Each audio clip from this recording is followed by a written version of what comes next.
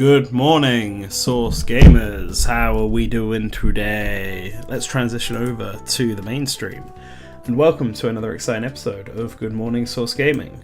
I'll just make that a little quieter, but we'll have it still run in the background. And I'm going to go and jump in with the rest of the gang. Morning. Good morning. Are we live? We are live, yes. Oh my god. Okay. Yeah. We're actually going to talk about the rap beef.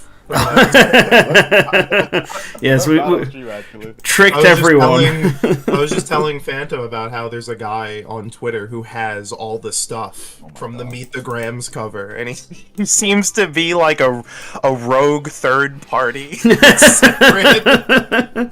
I guess someone wants to join in on the beef.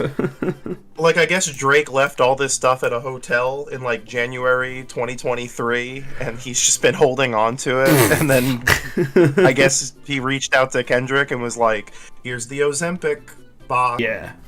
Good morning. So we have a busy-ish episode this week because we've had a busy last week. Jam-packed, yes. Yeah. But as per normal, we're not going to jump right into it. We're going to start with what we've all been up to. Okay.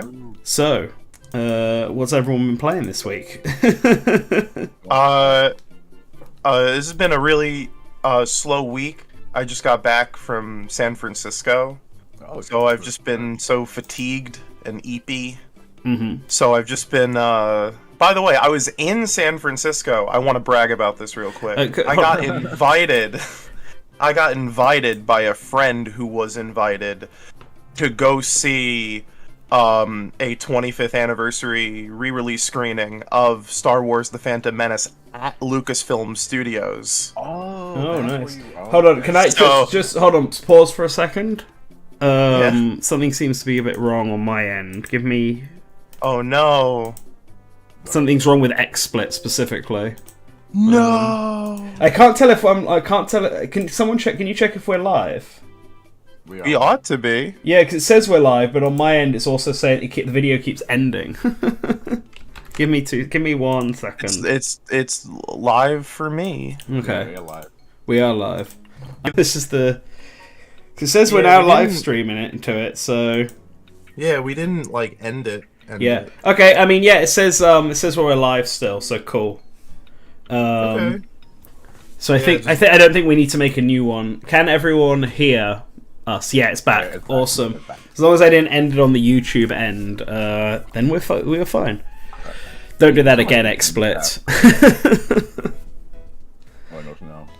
Alright. Anyway, let's pretend that never happened. Colin, continue your story. Yeah, I saw that Star Wars, the Star Menace. Wars. I was like, I had told my friend. My history with the Phantom Menace is that when I was a small wee child, I went to Blockbuster because I was like, I'm gonna watch Star Wars. I'm gonna do it. I'm gonna watch Star Wars. And so I walked into a Blockbuster and I said to the clerk, "Do you have the first Star Wars?" And then he asked me, "Do you mean 1 or 4?" Which is an incredibly loaded question to ask a child. And me having only knowing, you only know so many things as a child, including the sequencing of numbers and not movies the older ordering than you. of Star Wars. So I remember being like 1, because that makes sense. And then I took it home, and it was not the Star Wars, and then I got eepy, like 30 minutes into the movie.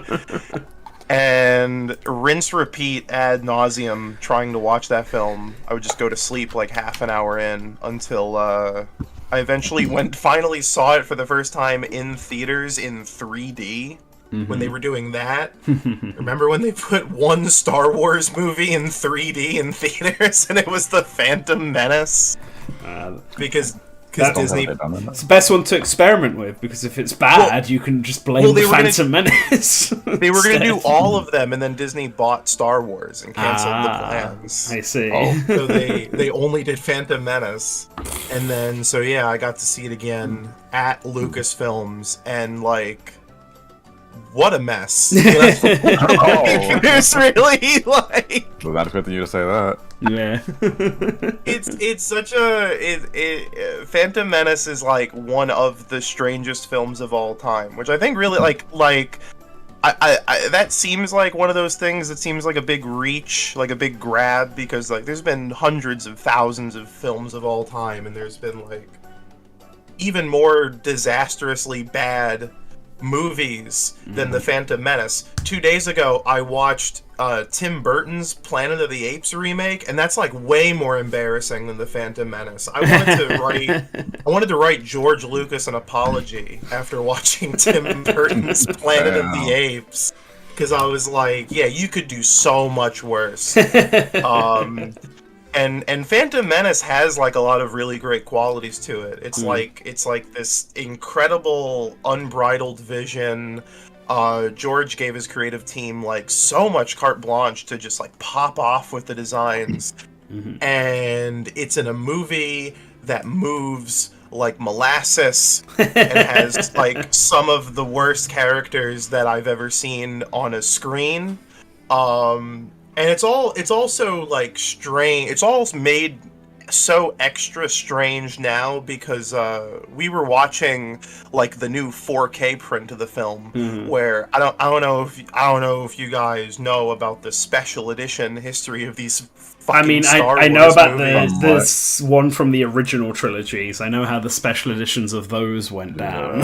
So there's one change. There's one change they made in the new version of Phantom Menace, which is that originally Yoda was a puppet. They made a younger Yoda puppet, and no one likes how it looks. It looks weird. So they replaced the Yoda puppet with the Revenge of the Sith Yoda, but it's like re-rendered to look younger, and it's also a newer render, so it looks like a PlayStation 6 model has just been like inserted into the Phantom Menace, which is crazy because that's being squeezed between like Viceroy, who's like a real dude. They made real prosthetics and all this, and then you have Jar Jar Binks, who just looks like he's from the fucking Donkey Kong Country cartoon. Sounds like a very mismatch of they got a special edition Jar Jar. Also, I thought like before the movie they were playing like pre-movie like information trivia slides, and they were like Jar Jar's inspired by physical comedians like Buster Keaton. Meanwhile, like 99% of Jar Jar's jokes are just that like he talks weird. He talks so he funny. Mispronounces words. It's like yeah, it's like okay. Sure.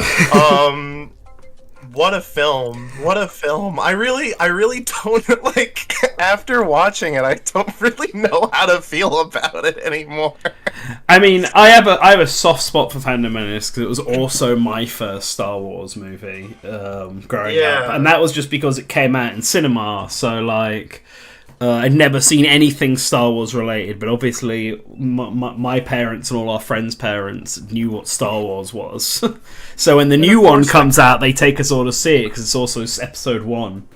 And I'm pretty sure I played the video game for it as well. Back in the day. It's got the pod racing scene, which is great. How can you hate a Ben-Hur chariot race in the middle of your Star War? That was actually, I think that was the most interesting thing about the experience was that my friend invited me because I'm a huge movie guy. So when I dissect the Phantom Menace, I'm thinking of like other movies, but I was hanging out with people who were like talking Star Wars exclusively as like a mythology, as like a lore, as almost like a religion almost. Like these are events that happen. So yeah, I can't get into Star Wars that heavily. I know quite a few people who are. Yeah, I've never been able to get into Star Wars that way, but I was like fascinated by it because it's such a completely different methodology of thinking, and it's also like it's in due part to the prequels, because then the Disney stuff tries to move away from mythology and just tries to make some fun ass movies, for better or for worse. Yeah. But Star Wars. Wow. No, it certainly was a Star Wars. I have a soft spot for the first one, but I don't necessarily think it's good. Clearly, as a kid, I didn't think it was too great because I never went and watched. I still to this day haven't seen episode 2 of Star Wars. God. It's the only That's one the I've not seen. And I only watched episode 3 because I was at like a sleepover when I was a kid, and it was one of the few DVDs my friend had. That's like prime sleepover movie, because you can just kind of you can kind of talk whenever, like, throughout most of it, when they're just like the Sith. You can just, fucking who cares. Exactly. But the second the Duel of the Fates comes on, you're like, oh fuck yeah. I will say this though, I guess I'm locked into Lucas's vision now.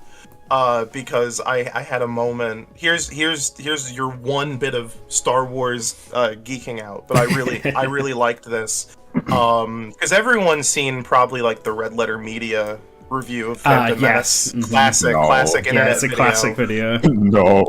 I would watch it after this, Phantom. It's pretty good. Okay. But there's a part in that review that I disagree with, where they say that Qui-Gon Jinn is not a character, and that is not true, because clearly his arc in the movie is that he's supposed to show up and then he's like the father to Anakin that Anakin literally never had, and then because he's like holy shit, this kid's kind of epic and based. His midichlorians are up. We got to get you off this slave planet, and then he gets myrtleized by Darth Maul, and then at the end of the movie, there's like the big celebration, and it feels like kind of an inverse of the ending of A New Hope, because you're like, yeah, they're celebrating about a trade proxy war. Like, what happened? What is going on? And then, Obi-Wan has just taken Anakin under his wing against Yoda's wishes. And so they're at the celebration, and it's like, I guess it's like Anakin really meeting Obi-Wan for the first time. And he's just kind of looking at him like, oh, this is my new stepdad. And it's like, that's where the beginning of the distrust between Anakin and the Jedi starts. Oh my god. And then later in episode 3, when Obi-Wan's like, "You were a brother to me," and then it's like, oh, he did not want to hear that. Anakin wanted a father, not a brother. I see what Mr. Lucas was thinking. Unfortunately, too bad Jar Jar sucks. Obi-Wan was not the father who stepped up. I won't hop off my goat. I'm tired of everybody making fun of Jar Jar. Jar Jar's cool. He's a Sith. He's a Sith now in Lego form. I didn't do that. That was crazy. There's a part where they're leaving Naboo, and they're just like having casual conversation, and Jar Jar leans over to Anakin as Padme's leaving the room, and he goes, "He's hyped." It's like, what the fuck is this? Like, where did that come from? Jar Jar, there was no need for that. You don't need to say that to a child about another child, Jar Jar. Jesus Christ. Wait. Okay, maybe that's not my goat. You heard the Weird Al song. You know the ages. Let me reconsider. So, Phantom, what have you been up to recently? Not Star Wars. So I've been playing quite a lot of stuff. I don't remember the last time I was on a GMSG, but the last time I've spoken about kind of my backlog or any type of thing like that is with on my own channel, where I made a video about Zone of the Enders, which is a really intriguing game.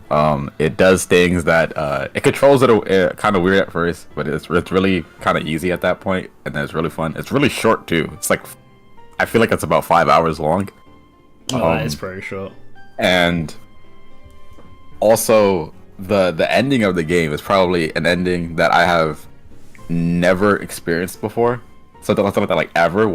I don't want to say what it does, because if people want to play Zone of the Enders, I genuinely think that they should. I know some people are like, hey, you should just play Anubis, the second one. You should play the first one. I mean, it's only 5 hours long, then. Yeah, it's not only is it like just 5 hours, but also it has good music. It's really cool. It's very fun.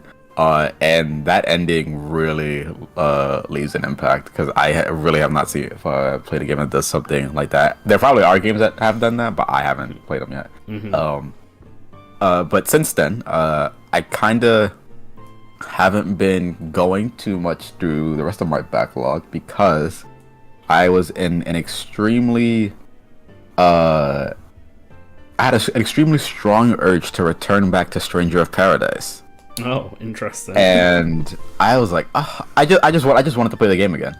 And I actually have not played. Even though I did like finish the game after my review. 2-3 years ago now? Gosh. I never went back and played the DLC. I see. And the DLC is pretty difficult. You have to do like certain missions, or basically you're replaying parts of the game, or you pick which games you want to which missions you want to play with different trials. That then you get points for after doing them, and then it gets you to talk to it progresses the story with Bahamut, the freaking dragon, and I think the point is so that Jack and crew wants to make it so that the events of Final Fantasy 1 can happen. Because it's a prequel to Final Fantasy 1, isn't it? Right. Yeah. And even though I have not beaten that DLC because it's really hard, and I was just going through some of the missions, some of the ones that I didn't beat, and they added a new class where you're I forgot the actual name of it is, but you're just using a gun in third person, so it's just a third person shooter out of nowhere, and it's like, wow, I love this game. I love this game so much, dude. Stranger of Paradise is is definitely a great game. I know there's a lot of people that also give it praise, but I remember at the time, so many people were like, "This is gonna be so stupid. It's dumb." No, it's great. I love this game so much. But it got me to wanting to play Final Fantasy 1. And I have, outside of the demo for Final Fantasy 15, I have not stepped into any of the, and I played some of Final Fantasy 7 as well. The remake or the original? Original. Okay. On Steam. I have not stepped out into any of the other Final Fantasy games. So it's like, okay, what are all the ports of Final Fantasy, and which ones do I actually have interest in playing? And there's this video. I guess I do want to shout out the video because it really helped me. It is a video by Austin SV. They have a video where they're just showing every version of the ports, literally all the way up to the pixel remasters. Okay. And the ones that have the most, what I found from watching that video, is that the ones that have the most changes, where you should give them a try, is, of course, if you want to play the original, whether that be on MSX2 or NES. The MSX2 version actually has some good music, so I listened to it. It's pretty nice. Nice. But from after those, it is the Wonder Swan version, which kind of adapts the game into that, that visual style that you're kind of seeing in all the other Final Fantasy games going forward, or that you'll see in the pixel remasters. That layout, that kind of is where that starts. Then there's the the PSP version, because it includes the added content from the GBA version, while also including the intro, the FMV intro that was made for the PlayStation version. Yeah. And then the pixel remasters version, because although it doesn't have all the added content that was made in the GBA and PSP versions, it still is a brand new, fresh new version that has rearranged music once again, because they all do.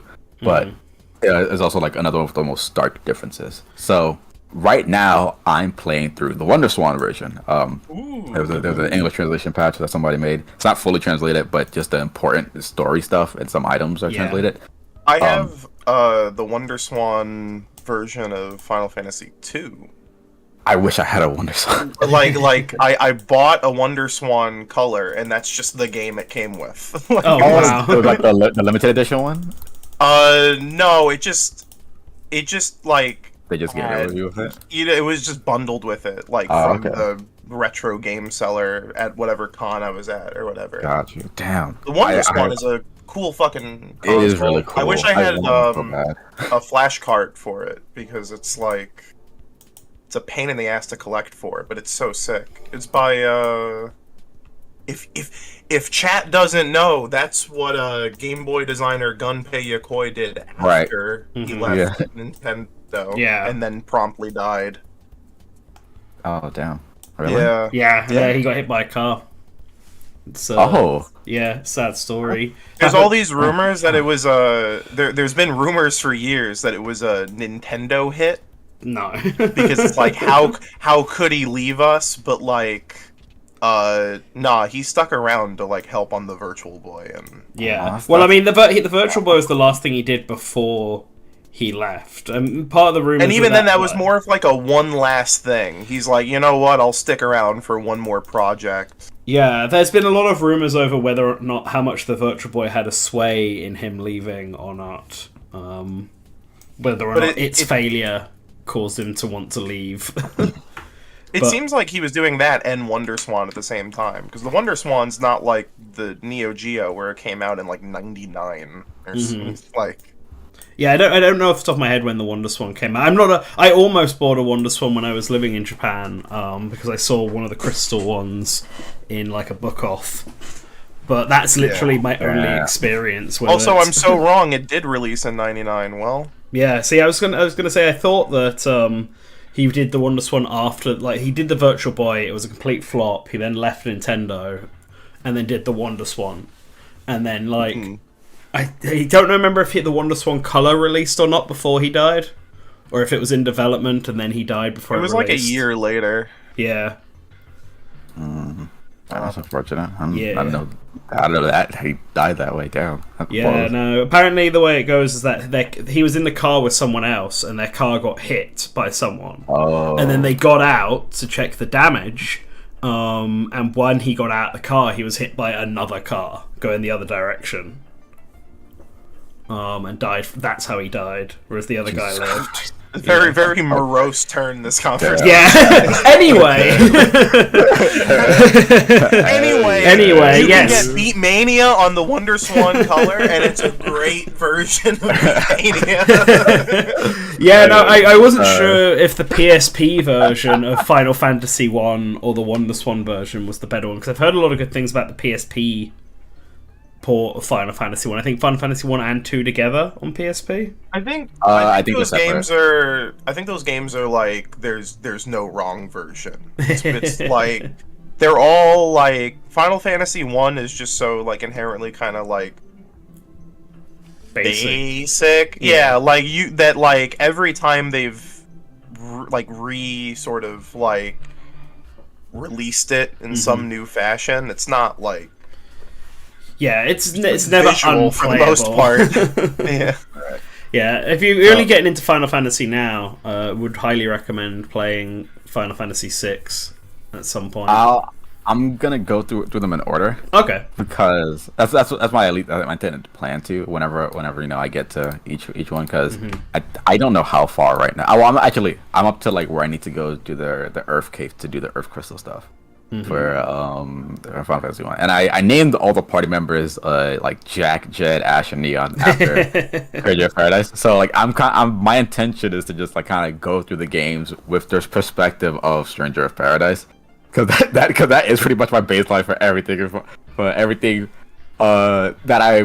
that I have not yet experienced in regards to Final Fantasy. Like Final Fantasy 7, okay, yeah, I know it's like Cloud, Tifa, Barret, Yuffie, Kasif, all that other stuff. That's already like cultural osmosis, and also me watching people's playthrough of Remake and Rebirth has already like it's I know stuck how in your mind now. You know that's them. There's no way I don't know. I don't know if I'll ever go through Final Fantasy 14. I don't want to do a paid subscription really. Or 11, because that's also like an online game. I don't. 11's really hard to get a hold of as well. Yeah. So. Yeah, so my plan is to go through those games, and I've been having fun. It's it is really, it's nice to just kind of play a role play RPG where it's just like, okay, kind of just thrown in, and figure it out. And it doesn't even seem like there's that much to figure out because it seems pretty straightforward to me, I guess. Like I was watching some Call Me Johnny's reviews of it again because I watched it when he first did the marathon. And I think one of the points that he made was like, you may have to like write a notebook down. You may have to keep a notebook to write down certain things to keep the tabs on. And well, I don't know if there's a thing in the Famicom version, but in the One Stars version, you're able to have a map. If you press B and start at the same time, it reveals a world map, and you're able to see all the different locations that you've been to, and then zoom in on the map, and also see where like you can dock the ship and stuff like that. And with that kind of already helps with the fact that okay, I know where to go next in terms of like where's the next place I can dock my ship. And then also I can kind of remember that okay, this person needed their glasses, I have to go defeat Astos later. But also the dwarves need their TNT in order to blow up the ground so that way your ship can pass through. But also before you can even do that, you also need the Mystic Key after I think after defeating Astos as well. Or something like that, so that way you can then find the glasses in the first place. Like, it all seems like everything kind of connects to one another, basically like a puzzle. And it kind of just moves naturally. The only difficult part is now progressing through as like in terms of like the battle part, because there will be some instances where it's like, oh yeah, I can just defeat these enemies easily, but there's other instances like if you find yourself going to the Peninsula of Power or if you try to go to other parts like later parts of the game early, you'll have an instance where like, hey, each step for like the next 12 steps is going to be a random encounter. And it's really annoying. But thankfully I have a speed up, so I have a speed up button, so it's alright. You can really see like the pen and paper inspiration. Yeah. Real D&D hours. I've just been enjoying it. But then I kind of stopped to play it because I immediately got another urge to play some different games. And I went through all the PlayStation 1 Ridge games, the Ridge Racer games. Ooh. So I played Ridge Racer. Yeah, I played through Ridge Racer 1, Ridge Racer. I played a little bit of well, I say played through as in like I played them and I was like, okay, I'm satisfied. And it was Ridge Racer 1. I was like, okay, this is a nice start. I like so when I was playing the original Ridge Racer, the first Ridge Racer, I'd say, on PlayStation 1, I played it in the third person view because I actually really liked the placement of the camera, how far away it was from the fact that I could also see like the bottom of the car and like the bottom tires of the car from that perspective. And it just felt natural because every other racing game I've played, I usually play in third person, like in arcades, and it's also Mario Kart and stuff like that. And then we get to, I was like, okay, I'm fine with that. And I move on to Revolution, and the placement of the camera is a little bit higher, or at least a little bit zoomed in, where you're not able to see the bottom of the car, at least to me. And immediately I was like, oh, I don't want to play this. I played it for like 2 races, but I was like, I don't like this. I don't like it. And of course, one of the big hurdles of Ridge Racer is knowing how to drift. And if you don't know how to drift, you're trying to make your way through it by, oh, I see a corner about to happen, slow down, but and you try to make the turn. But in Ridge Racer, you kind of have to like let go of accelerate, turn into the corner, and then also tap on accelerate right away. And it's a little hard to do consistently, which is then where we get into Rage Racer, which that was a great improvement. I really like Rage Racer. So I prefer to play the grip tires, where you kind of just need to let go of accelerate, and you just let go of accelerate and then turn. It'll drift. You don't have to worry too much about pressing back and forth between the direction and also accelerate, and that makes the game a lot more fun, way easier. Easier in the sense of to control it, but as you progress, it does get way harder. And also the music in that game, I'm not really into like the very pompous isn't the right word, but like I guess bombastic the bombastic like club music that is in the first two games. Not really into it, but I feel like Rage Racer is like a good point where it's like, oh, there is like a diverse soundtrack and also like intensity that is specifically something that I like, and it's really good, really fun. The Grand Prix mode is challenging as well, because you kind of have to, if you're not going back to replay other races, you're kind of you're starting with your car kind of like at its worst settings. You're trying to make it to first place or at least third, while still not having the best speed. And then we get into Ridge Racer Type 4, and my god, I know people love that game. I thought, oh yeah, it has great music. Okay, I get it. That game is incredible. It feels so great. It controls so well. The first person camera in that game, it just feels like the best way to play it. The third person camera isn't poor, but because I feel like the first Ridge Racer had the camera the best. That first person view of playing just really resonated with me a lot. I just preferred it so much more.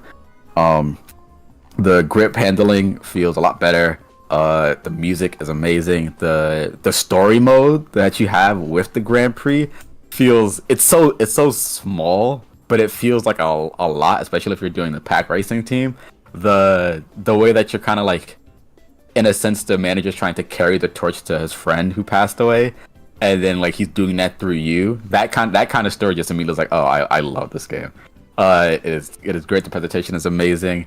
I just love everything about it. It's so good. I still want to keep playing more on it. And right now I'm just doing like a whole bunch of research on like different aspects, because at this point I think I'm like, hey, I want to make a video about Ridge Racer. This is really fun. I had a really fun experience. So I'm kind of just like, I have a whole 10th Google Chrome window. I have so many Google Chrome windows of just like, hey, here's a whole bunch of Ridge Racer stuff. I've been going through like Internet Archive to see like, hey, what press assets are there that people like haven't really shared too much of, or like old commercials and stuff like that, and also gonna to utilize stuff like that as well. So I just having a great old time. Definitely, if you have not ever played the Ridge Racer games, definitely play them. They're like a fun, they were just a fun series of games to go through. At least for the PlayStation 1, I haven't gotten to past that, or the arcade versions. I have not played any of the arcade games yet, so I don't know. But at least for PlayStation 1, I had a great time. I'll have to give it a go. I've never actually played a Ridge Racer game, so I just know of the series. I'm like so weird with racing games, because I used to be pretty good at racing games, and then I started driving a real car, and I feel like driving a car in real life has like totally ruined. Like a few years ago, I was playing the remake of Mafia 1, and that has like a realistic driving mode, and I was like, ooh, that'll be nice. And then it's like, oh, but you gotta do that shit on an Xbox controller now. And it's like, how do I turn? It's like, you have to, I don't know. It's like I have to rewire my brain, or I have to get one of those fucking, like, gamer setups with, like, the rig with the chair and the steering wheel and pedals. But also, like, I mean, aesthetically, those games are so, like, that and, like, Gran Turismo, Sega GT, just, like, that era, Outrun, like, just, like, that era of, like, late 90s, early 2000 racing game. Oh, it hit. It's so good. It's really fun. Alright, I'll keep my section short and sweet then, so that we can get into the main topics at hand. But I have been playing Crow Country for the last week. Ooh. Yeah. And it is very good. I would say watch my review on the channel to get more info on why it's so good. But I have beaten it 3 times now. Like, it's that yeah. Well, no. So the main one. It depends on if you know what you're doing. So, like, the main game took me, like, somewhere between 8 to, like, 11 hours to beat, something like that. Okay. And then, like, when I played it again the second time, I knew what all the puzzles were, and it's also got that Resident Evil thing where, depending on you get ranked when you beat the game, and depending on how high, so I got an A rank when I beat the game the first time. Nice. And so when I did that, I unlocked like the Crow-nade launcher, which just launches crow-shaped grenades with unlimited ammo. So when I played the game through a second time, I just was using that to blast through every single enemy. And I wanted to try and get an S rank, so my goal was to try and beat the game as fast as possible while getting every secret and trying like not to get hurt too much. But I annoyingly didn't get the S rank. I got A+. Because it turns out you have to use like 10 or less healing items throughout the entire game, and I used 12. So I ended up playing the game through it a third time. You get the S rank that time? And I got the S rank that time. Literally the third time, I was so familiar with the game's layout and where to go that I had this optimal route to just ignore bosses. I knew what triggered bosses, so I like knew what to do so that I didn't have to bother fighting them. Wow, that's actually really interesting. Okay. Like, just ran around every enemy and stuff like that, or blow them up with the grenade launcher, because I had that. The grenade launcher is like a secret bonus item at the end of the game. You also get a crowbar as a bonus item. Crowbar? So that you can have melee attacks, because otherwise you don't have melee.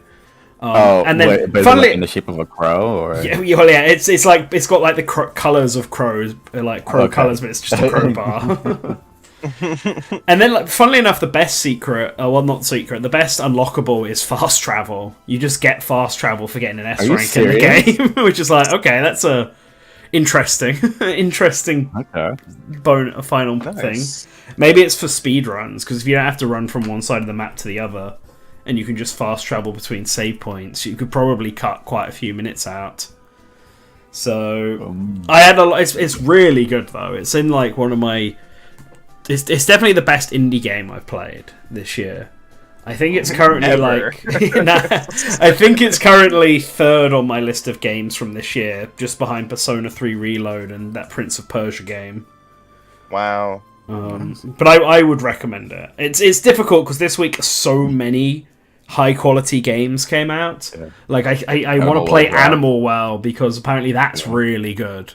And that Little Kitty Big City is apparently quite just a fun little relaxing game to play. Looks like things are slowing down though, at least like soon enough, so we can all go back and play whatever the fuck we want. Yeah, well, I remember I played the first demo for Crow,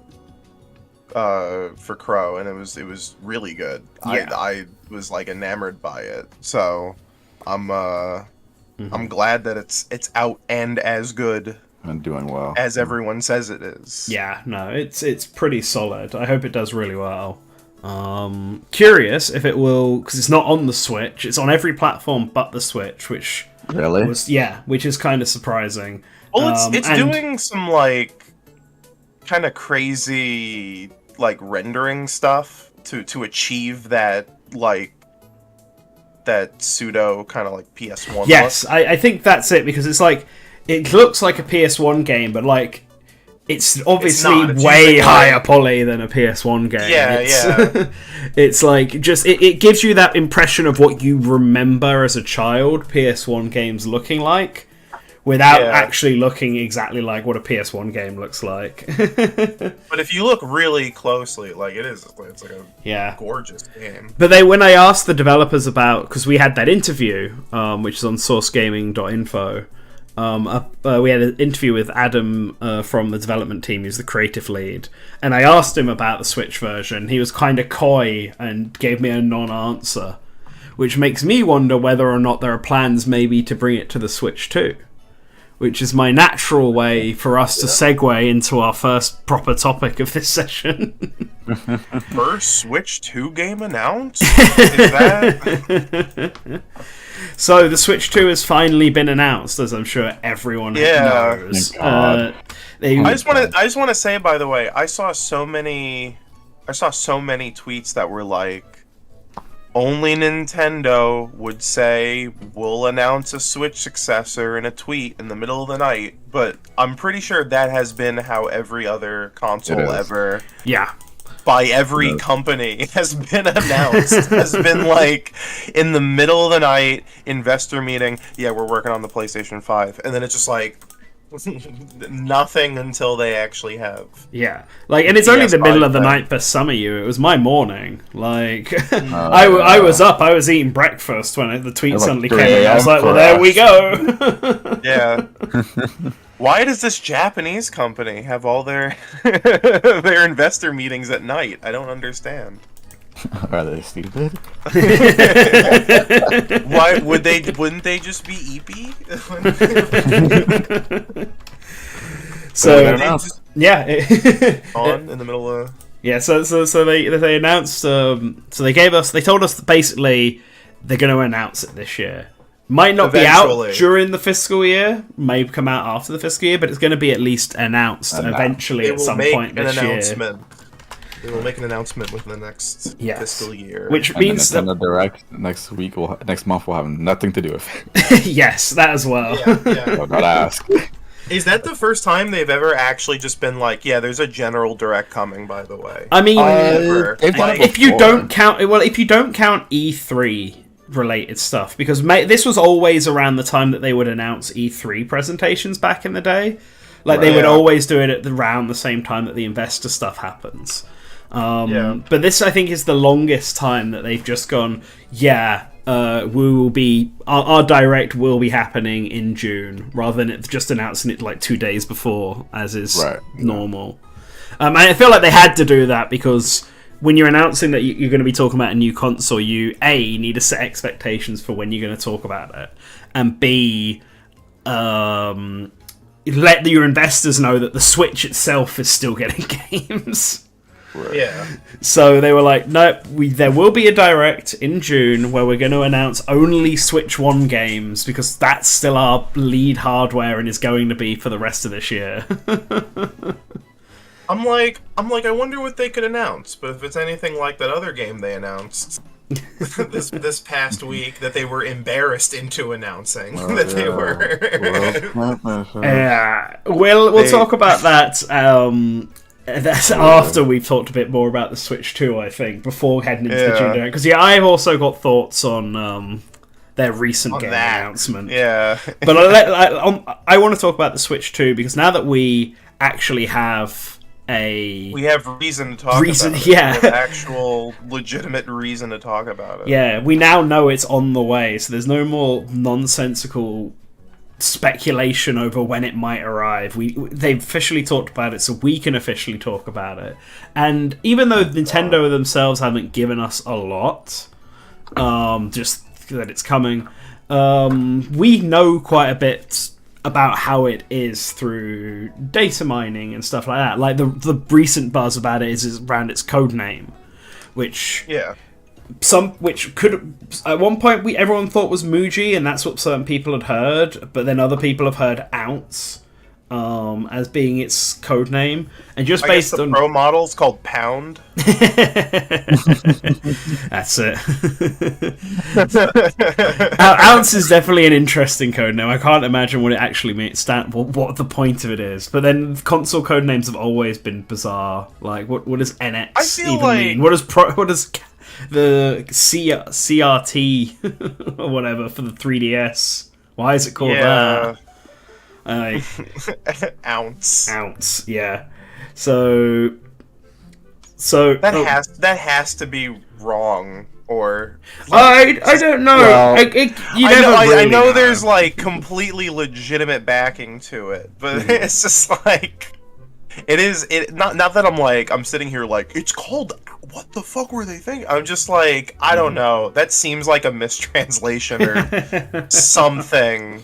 You know, like it just seems like it's definitely weird. Strange but reputable people. But then again, the Switch has like 5 code names really, because you could be talking about the thing itself, you could be talking about the OS, you could be talking about the SoC that it is on. All of these things had different code names, and people were kind of using them interchangeably. Yeah. At the beginning. Yeah, that's the way I've looked at it, because it's like I feel like ounce is like the NX equivalent, the one that's like the main one everyone uses, but then Muji is a reference to something else.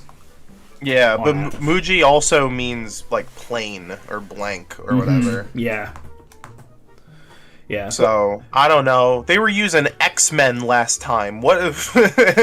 Yeah. They should use the Avengers. They should use Star Wars. Yeah. They should... And I've also seen some people say that it's actually meant to be pronounced Oz, not ounce. Oz. Based on it, yeah. So like Oz. Ounce. So like ounce.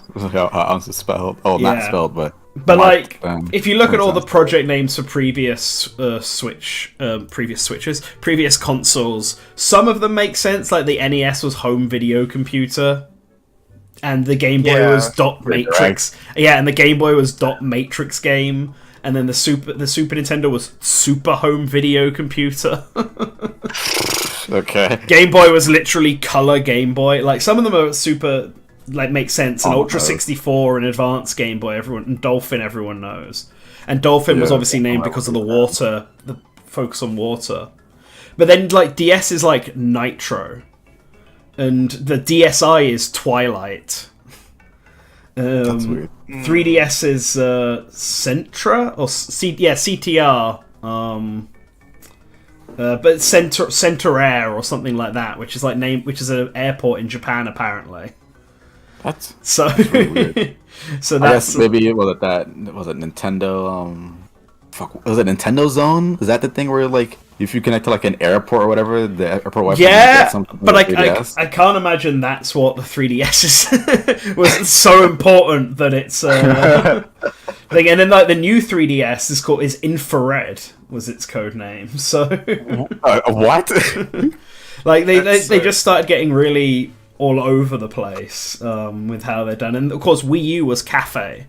Wii is Revolution, I understand, but Wii U was Cafe. And the SoC was Espresso. Oh. And then Switch was NX. Was called Mocha. So it's... NX is pretty direct, though. Yeah, and I feel like that's pretty direct. NX is very direct. Yeah, okay, I get it. Next. Next. Okay. Yeah, I mean, that's assuming that's what they mean by that. Yeah. So who knows why the like Switch Oz. 2 is called Oz or Ounce or something. Maybe it's a Wizard of Oz reference, maybe it's something else. So that's the thing. This is the thing that's also like throwing me off, because apparently we know, but usual Sega leaker Midori said that there's apparently a Switch 2 game in development with the codename U-King-O, which would imply that it's U-King is Breath of the Wild, so U-King-O would be a new version of Breath of the Wild. Yes. But the thing is that this, like, that naming scheme is very different when it comes to different Nintendo systems, because they would use S for Switch. But I don't know if it just means Switch in that situation, because for 3DS they would use C. Yeah, so I think it kind of depends on when these games went into development, because like. But then if they're using it makes me wonder what the actual name of the thing is. I mean, like, yeah, that's true. I would be because they've been pitching it as a Switch successor, and just the way that they've done Nintendo DS and then 3DS and DS. Well, not DSi, because that's more of a midpoint. But then they need Game Boy and Game Boy Advance, etc. I would be kind of surprised if it didn't have Switch in the name in some way or form, especially if it is backwards compatible with the first Switch. I think where you're calling it a Switch successor specifically, not just like Nintendo's next console, it probably will include the name Switch. Exactly. So that kind of feels like the most direct thing. That makes me feel like O is the ounce, and like they did use S for some Switch games, but they did also use NX for a couple games, like Mario Tennis Aces. The code name for that is something like NX Tennis, I think. Like pretty direct there. So I think when the game was early enough, they probably used NX, and then when the game was like when it was further in development, or in the case I think for most of the games that use S, they're ports or games that started off as ports and then became something else as they went along. It might also like because U-King, because U-King-O is a really funny code name because Breath of the Wild is very clearly King, and then U-King is because it was a Wii U game that they brought to Switch, so it's U-King. And now O implies it's coming to Switch too, so U-King-O is that it's the Switch version of Breath of the Wild being brought forward to the Switch too. So it just makes me laugh because it's like if they ever bring Breath of the Wild to another system, will it be U-King-O, whatever the code name is for that system that follows? You're gonna get a really long code name. The game's code name was originally U-King for Wii U, right? No, logically, because for all the previous Zelda games, it's just Jack, Queen, and so on. So, like, I would imagine that Breath of the Wild, when it started as just a Wii U title, would have just been King. And the U part of U-King is because it's a Wii U game. I haven't checked this. I am kind of curious whether or not anyone has bothered to look at what Breath of the Wild's codename is for the Wii U version to see if it is just King or not. Like, say for instance, if we have like Twilight Princess and like Wind Waker, if we have their codenames, like if we have their codenames of what they were on like GameCube or on Wii, I was like, okay, well, what was their codename when they got their HD versions on Wii U? Did they add a U there, or did they do something else? Or... Wii U.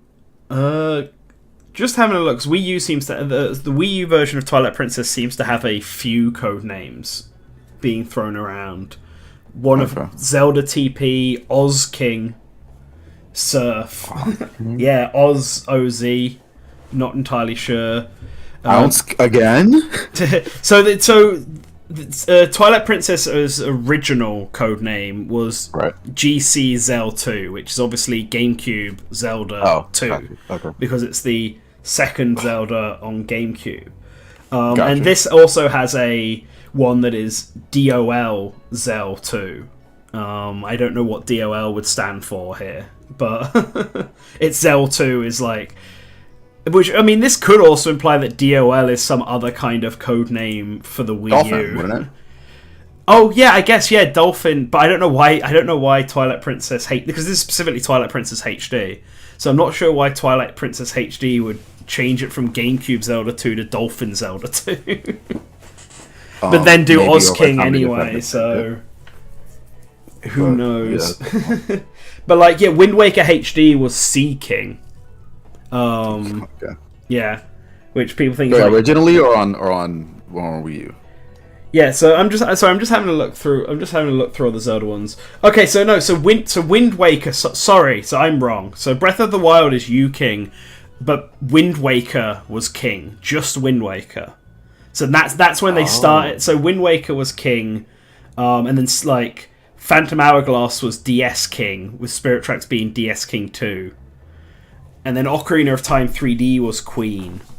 And then Skyward Sword was Wii King. So King is actually just the default code name they use. So U-King is Wii U King. Wii U Zelda. So King is the default code name that they use for the Zelda series since Wind Waker. Basically is what I'm trying to get at. And then they just put whatever console it is first. And then in the case of Twilight Princess, because it was the second GameCube game Zelda, they had 2 at the end of it. And then when they named it, when we got to Switch, since it was already U-King on Wii U, did they never give? I'm guessing it was just I'm guessing U-King was just used because the Wii U and Switch version was basically the same game. They probably just kept... It seems like they kept the same codename for that. So it's just U-King for both. And then now they're calling it U-King. But then Tears of the Kingdom was EX King, as in like extra King. Because it's like an extension King. Because it's like an extension of Breath of the Wild. And now we've got U-King-O, which U-King obviously being Breath of the Wild. So logically O would be... whatever the Switch 2's one. Roundabout way of getting back to the point where we started. Gotcha. When I first saw it in our chat in the Discord server, I was like, oh, the O means optimized, right? That seems like it makes the most sense. I mean, like you King O was like, yeah, it's gonna be optimized for the new Switch. That was my first instinct, but actually, I mean, that's not a bad theory. Actually. Just to me, it just makes the most sense. Yeah, like, because sometimes I suppose you might get, in addition to whatever something that's a bit more direct. And here's the weird thing about Breath of the Wild port, right? We know, because I personally find this recent Midori rumor kind of a nothing burger, because we already knew that there was a Breath of the Wild version made for Switch. Well, there was a demo. Switch 2, sorry. Oh, yeah, there's a demo at Gamescom, which is just a tech demo to show how the Switch 2 was different from the Switch. And, because of that will have a code name. They give everything a code name, not just games that they plan on releasing. And just because they make tech demos doesn't mean that they plan on releasing them. Like, Wind Waker HD is kind of the infamously a tech demo that they made without any intention to release. They just made it, and they also made that Twilight Princess one that they showed off to people. But fan feedback on it was so strong that they decided to outsource Wind Waker HD to a different... sort of do part of it in-house, but outsource most of the asset creation to another studio. Because it wasn't an intended release, but they realised they needed something for Wii U, and people liked the way that looked, so they just did it. Okay. So... but yeah, so if they're doing a new... if this is the same thing, they would still have a tech demo. If it's tech demo, sorry, it would still have a code name. So Yu King O makes a ton of sense for that, whether the O literally just stands for optimized, or whether the code name is actually ounce or whatever, and that's what it stands for. I think, personally, if this is actually something that does get released, we need to find out that other Switch games are also getting a code name, like, getting the same sort of code names. I'm just trying to find one specifically. So if we find out that there's Red Star O is a code name for an upcoming game, then I'll be more convinced that Breath of the Wild is definitely for sure getting an upgraded version. Because Red Star? Yeah, because Red Star is the project name for Super Mario Odyssey. Oh. So if they do Red Star O, that would imply that it's a Super Mario Odyssey for Switch 2. Right. So, well, this is the thing. I don't think they would call... If any of these games get re-enhanced for the Switch 2, I don't think we'll call... I don't think Nintendo will give them any specific moniker. I think that they will just have... For people who own these games in cartridge already, you'll be able to download an enhanced update patch, maybe for a little bit of money, that basically boosts the game up. It's either going to be that... The games automatically get a boost when you put it in. So if you put Breath of the Wild into your Switch 2, it will just be the enhanced version automatically. It still require a download, obviously, but it will be that automatically. I'm gonna sit on the fence here because I feel like making broad generalizations about how Nintendo will resell their games in the next generation is a real slippery slope into being really wrong about how Nintendo re-releases their old video games. I think I'll say this much. I think it's going to depend on the game, and I think there are some games that it makes more sense to do than with others. I can see them doing the 4K patch for Mario Kart 8 Deluxe, because I don't think Nintendo's gonna make a Switch 2 version of Mario Kart 8 Deluxe. They will probably just make a new fucking Mario Kart. Yeah. It's been long enough. But I can see them doing, pay $10 for a slightly prettier, upgrade to Breath of the Wild. Yeah, than Tears of the Kingdom. I can see that.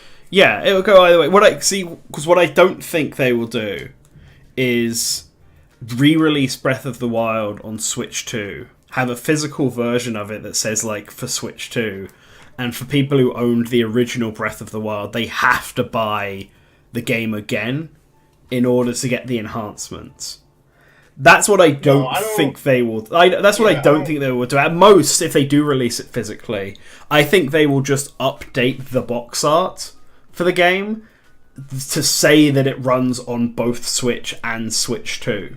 With backwards compatibility, I don't see them doing a like the same thing they were doing with the Wii U ports on Switch. No, exactly. Now there's significantly less incentive to do like a new mode or something.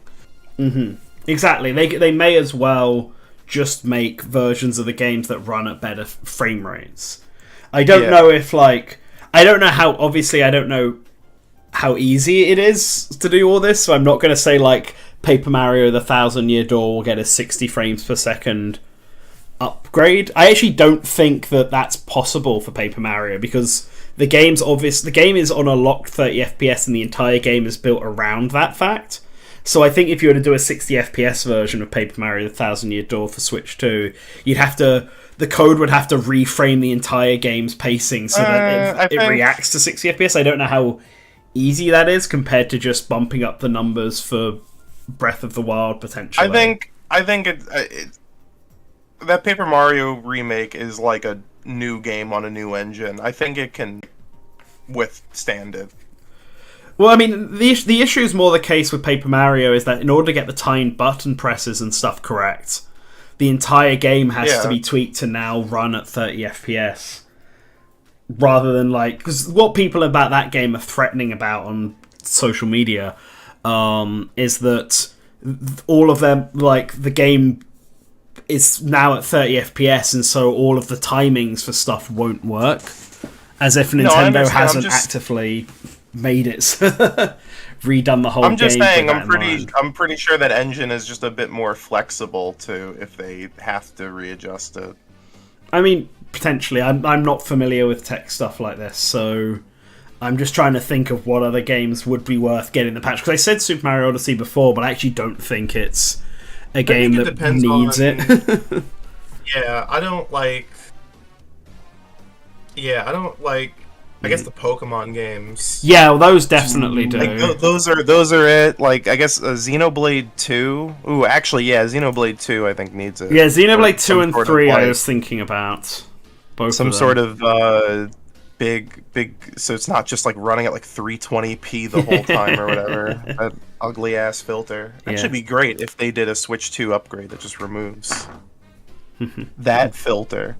For Pokemon, I'm not sure if Game Freak would do that, because I feel like it kind of usually is the case that okay, we're done with this Pokemon game now with all the DLCs with that, now into the next project, and even though the next project is gonna be ZA, which is a mainline game, but not at least as far as we know right now, a multiplayer game in aspect, they're also probably working on the next mainline that will feature multiplayer game already. Well, also the thing about a lot of these updates, and this is something I kind of want to go into when talking about the console itself, is that we also have to question how many of these things could even get resolution bumps, not because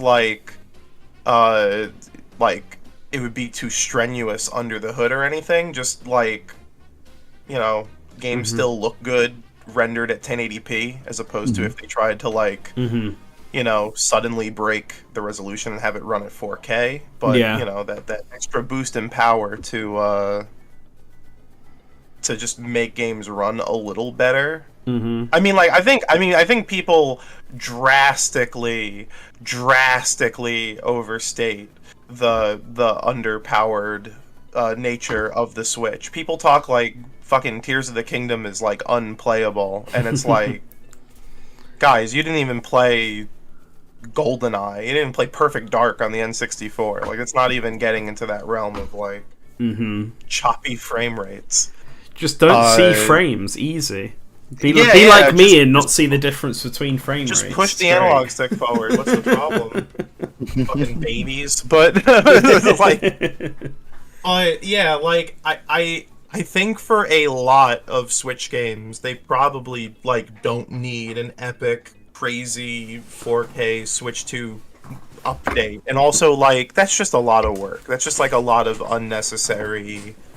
Like, are they gonna do a 4K Switch 2 for Famicom Detective Club? No, they're not gonna do it for like Mario versus Donkey Kong. They're not gonna do it for like Luigi's Mansion 2 HD. You know, like maybe that game. It'll probably just be for the best-selling games. yeah, So, like, it'll be like for the best of the Breath of best. the Wild, Odyssey, maybe. Oh, Mario Kart definitely. I don't maybe think Animal Crossing. I don't think Odyssey needs it. I think Animal Crossing will. Pokemon's an interesting one because there was that rumor from some time ago that they were working on a more enhanced version of Scarlet and Violet for the next Nintendo system. I can't remember the origin of that rumor now, but I remember it popping up because it was the first implication we got that the Switch 2 would have the enhanced games on it. I remember hearing that as well. I don't know if that was somebody wishful thinking or somebody being a genuine rumor.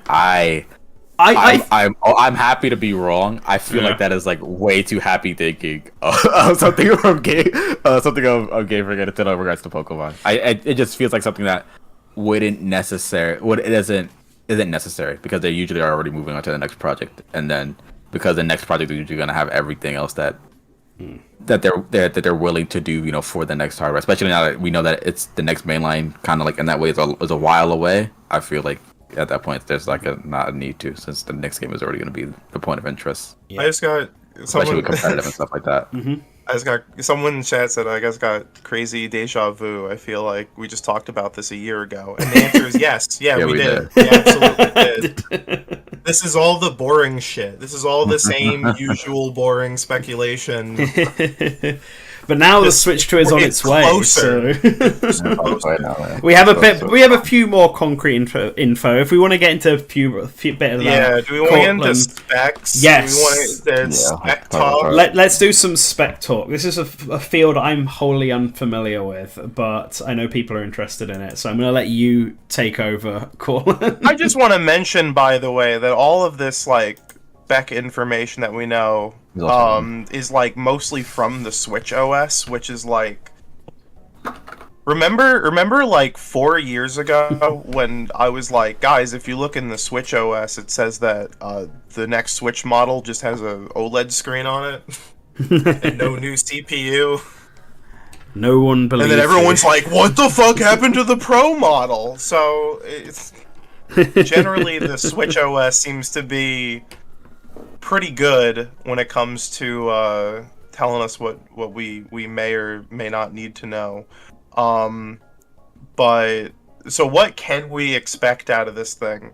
So we do know that it's using an NVIDIA chip. We know they're still going with a NVIDIA Tegra SoC. I forget the specific string of numbers that it's called, because none of these things are ever called anything fancy. It's just like the T and then it's a bunch of numbers, but it's like it's basically as like next generation as they can possibly get.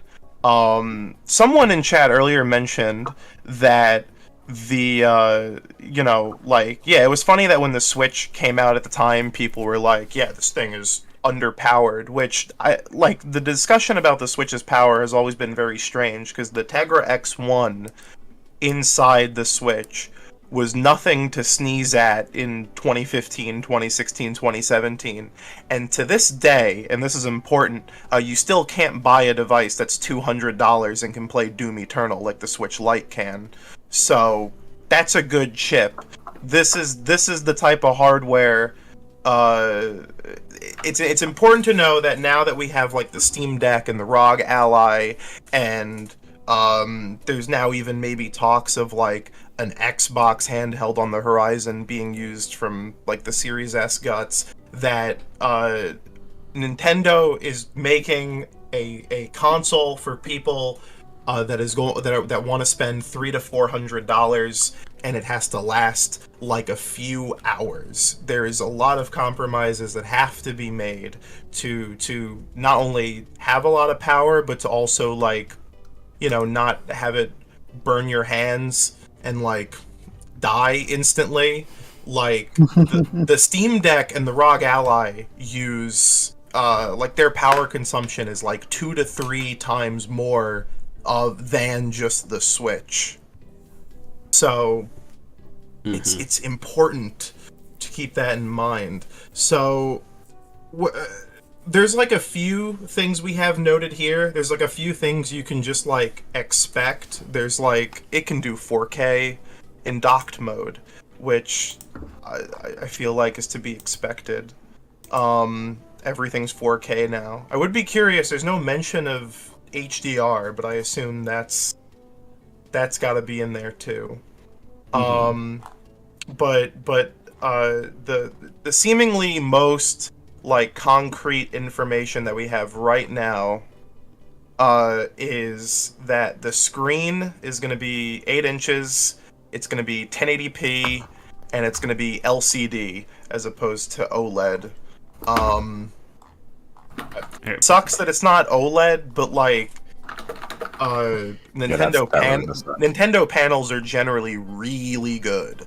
Like really, really, really good. Like the Switch screen, default screen, is quite good, like color accuracy wise. Yeah, we also apparently just do have the exact dimensions of the system from but I'm just reading off what Nan wrote here in the chat. Yeah, I didn't include the I know we have the size of the Joy-Cons and the size of the actual thing itself, the dimensions of it. I think it's all like the simple answer is that it's all slightly larger than the Switch one is. But only slightly. The magnet Joy-Con thing is interesting to me. Like, will old Joy-Con still be able to attach to the system? Yeah, I was thinking about this actually, because I don't think old Joy-Cons will be able to attach to the Switch 2, but through Bluetooth, old Joy-Cons will be able to still connect to the Switch 2. Yeah, but then I started thinking about it, and I was like, well, hold on a sec. How do you charge these Joy-Cons? Because you can only charge Joy-Cons right now by attaching them to the Switch. I have all your answers and more. Okay. So, will old Joy-Cons work? I don't know. It's possible they could, like, as you said, wirelessly, and also just through an adapter of some sort. They could, like, make a rail that you could just slide the old Joy-Cons into, and then they just grip onto the new one or something. But the switch to magnets is interesting, but I feel like it's expected. A lot of people, when they talk about failure points of the Switch, they like to go for immediately the Joy-Con sticks. But actually, the Joy-Con rails are like the biggest failure point of the Nintendo Switch. They're made of metal, whereas everything else is plastic, and they're like screwed in. Dust collects in that little like bottom bit where the actual Joy-Con connects to the Switch, and it can cause disconnects and all that stuff. So the switch to magnets makes sense because you can just use like on the Surface line, and I think even the new like MSI Claw, which is a gaming handheld that also has little Joy-Con style removable controller like chunks, but that uses magnets too. And basically it would work like MagSafe, where the magnets only like charge up the second they're like, you know, near each other.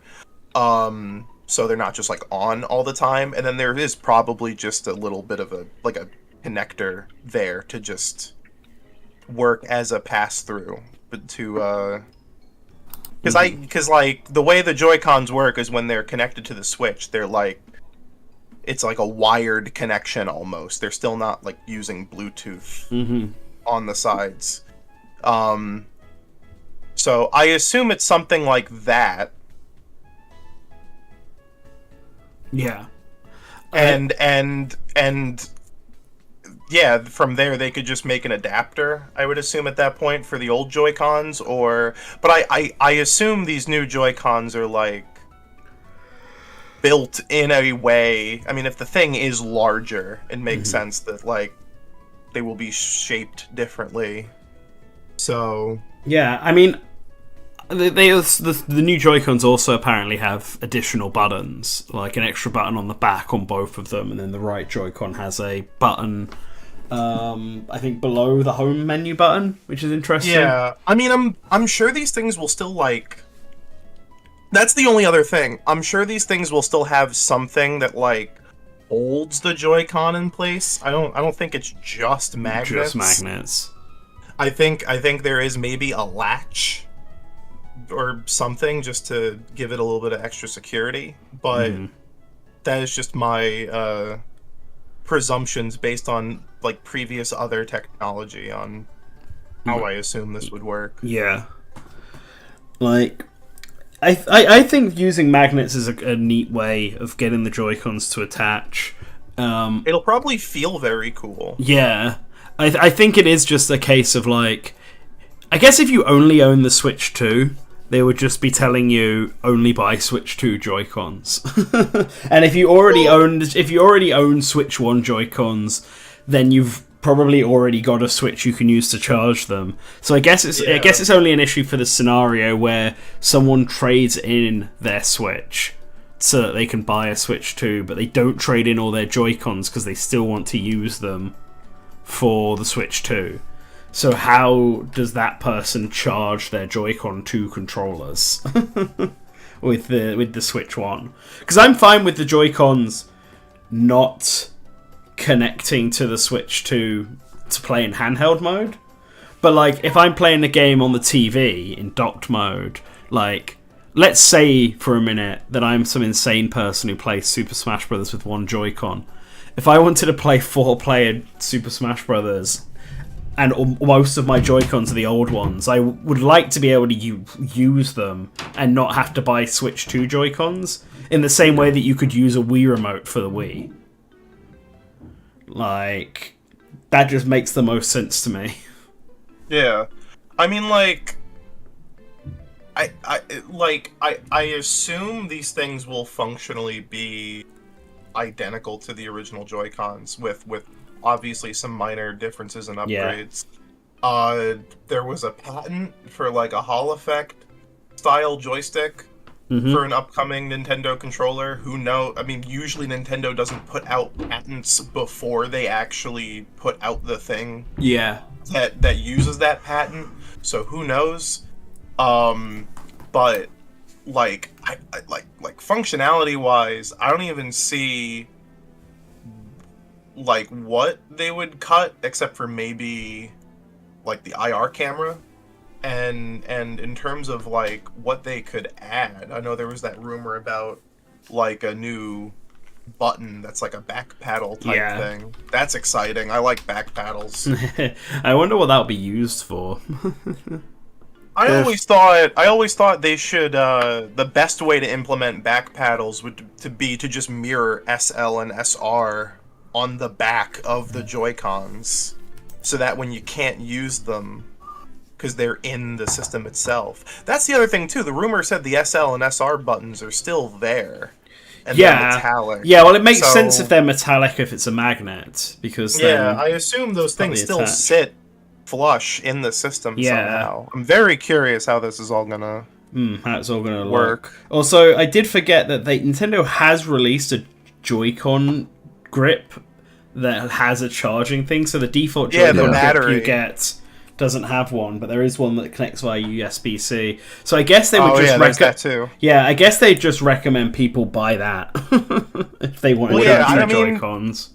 I mean, I feel like it's so funny because I feel like I remember everyone at the beginning of the Switch generation being like, "Man, charging the Joy-Cons is going to be such a hassle, and then Just put 'em on your Switch. the battery life on them is like Yeah. so good that it's like not even an issue. You just charge the Switch for like a minute, and then it's Yeah. you're like set.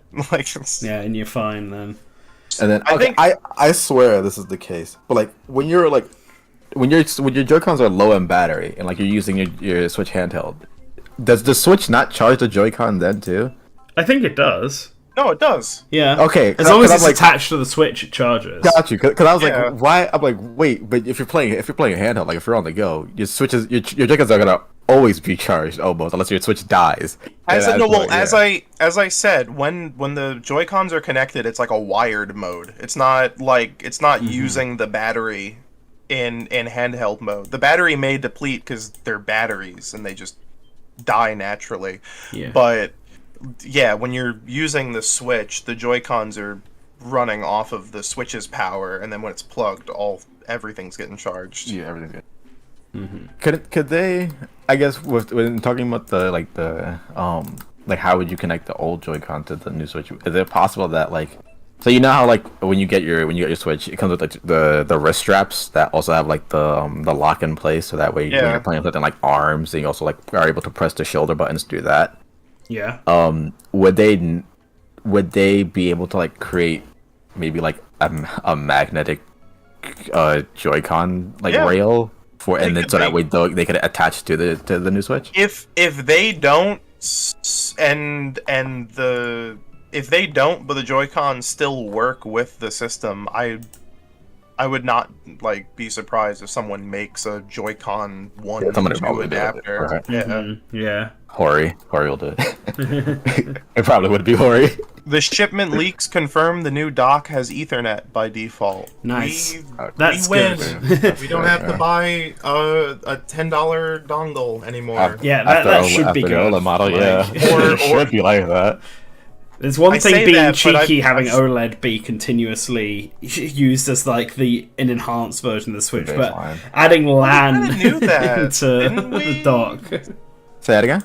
We kind of knew that. There was a rumor a while, but one of the earlier Switch 2 leaks from like 2 years ago said whatever the next Nintendo system would be more visually in line with the OLED than. Right. But that's cool. I can finally retire that Rocketfish Ethernet adapter I've been using since the Wii. Yeah, Finally lay it to rest. It's a I've good been using the Ethernet Switch OLED's dock, which has Ethernet port on it. There's one be change good I'd to like to have see to two the that dock as well. though. Yeah. Make it so that back door to the dock is like is actually like a revolving door again. I Yeah, don't the like that it OLED just dock comes just, straight like- off. Oh yeah, the Yeah, OLED one's pop off. terrible. I hate that it just comes straight up. I want it to. I like the door aspect of the original one Yeah. a lot more. Do you think the system will have Bluetooth audio day one? Yeah, and I assume it'll be just as like rudimentary as it is like With the on the Switch Switch 1. One. It may be a little bit better. Maybe they'll throw app decks on it or something. But I don't know. Bluetooth audio kind of sucks at everybody. I don't know what to tell you. But some other stuff that we have on here, DLSS, ray tracing. Yup. It's using an NVIDIA chip. It's probably going to have those. It's most definitely going to have those things. It has tensor cores. It'll probably. This is the funny thing. It'll probably have better ray tracing capabilities than the Series X, Series S, Are you serious? and the PS5. Just simply because the tensor cores on that SoC are far more developed than the weird hybrid RDNA 1 to 3 that the current gen systems use. Neat. Minecraft. So, but I mean, like, it's still a handheld system, so it's not like, when I say better RT performance, I don't mean like it can like 4K ray it just means like it's way more efficient at it. Like it'll be able to do like better, less noisy lighting or something at its own fidelity. It's gonna have 12 gigs of RAM and Nan didn't write the specific number that was listed, but apparently it's faster. It's like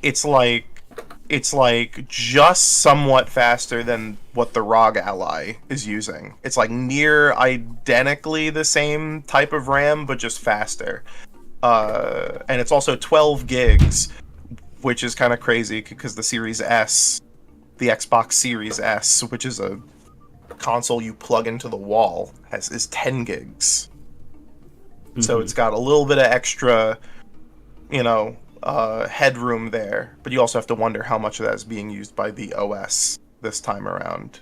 It'd be cool. I mean, like, I assume LPDDR5X, thank you, Ozzy. The speed is like 7,500, if I remember correctly.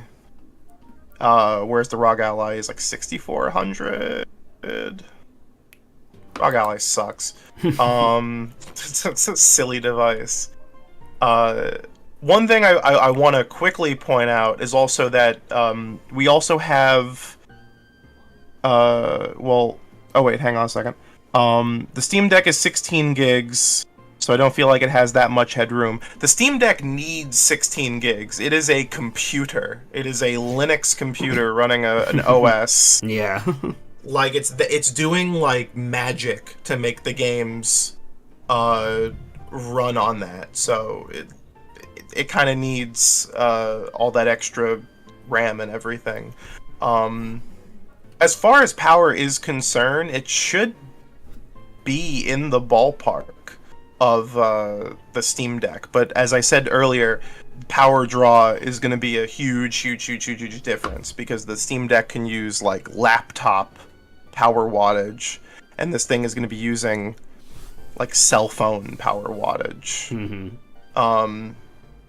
And that makes a big difference. That's like, there was a really great DF video the other day about, like, why the ROG Ally, which seemingly has better, if not on par specs with the Series S, is not nearly as, like, performant as the Series S in certain games. And it's about that power draw. The Series S can just rip a bunch of extra power from the wall, mm-hmm. as opposed to having to run off of a battery. And so...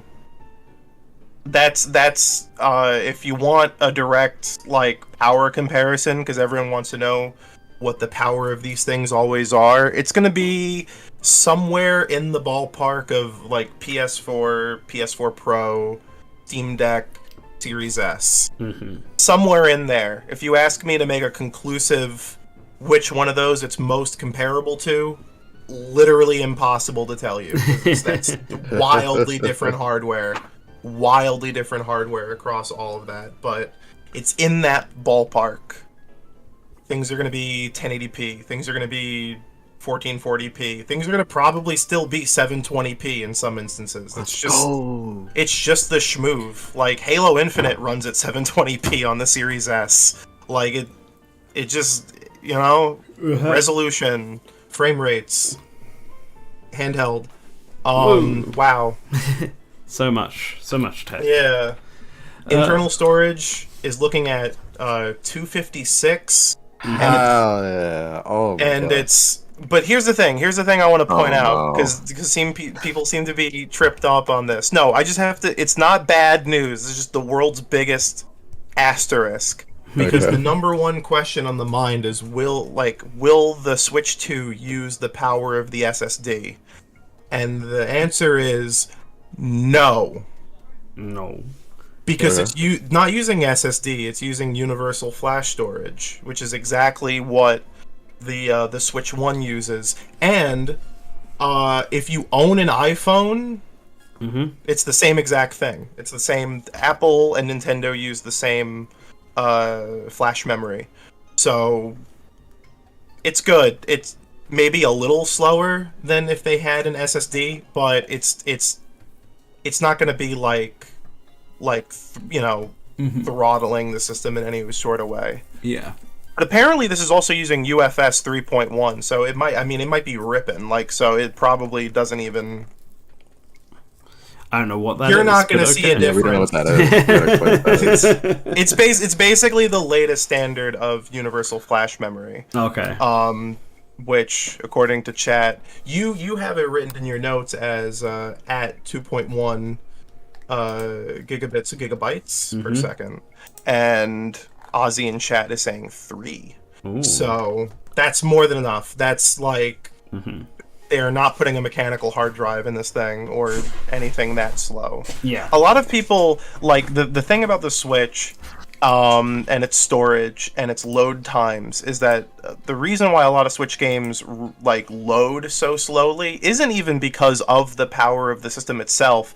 There is like a bit of memory bandwidth limitations going on there, but really it's because so many games on the Switch are compressed down, which then means that during loading times, like, the game and the system have to unpack things more. There's a ton of decompress, especially Nintendo titles.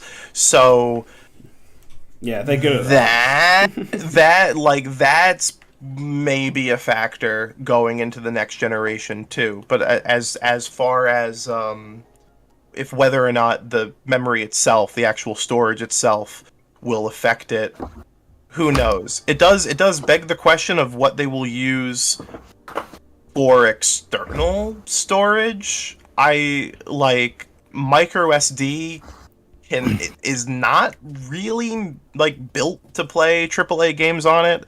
Like on the Steam Deck, they want you using an A2 rated micro SD card or higher, but if you try to play a brand new video game on a micro SD card on the Steam Deck, it will just murder that micro SD card.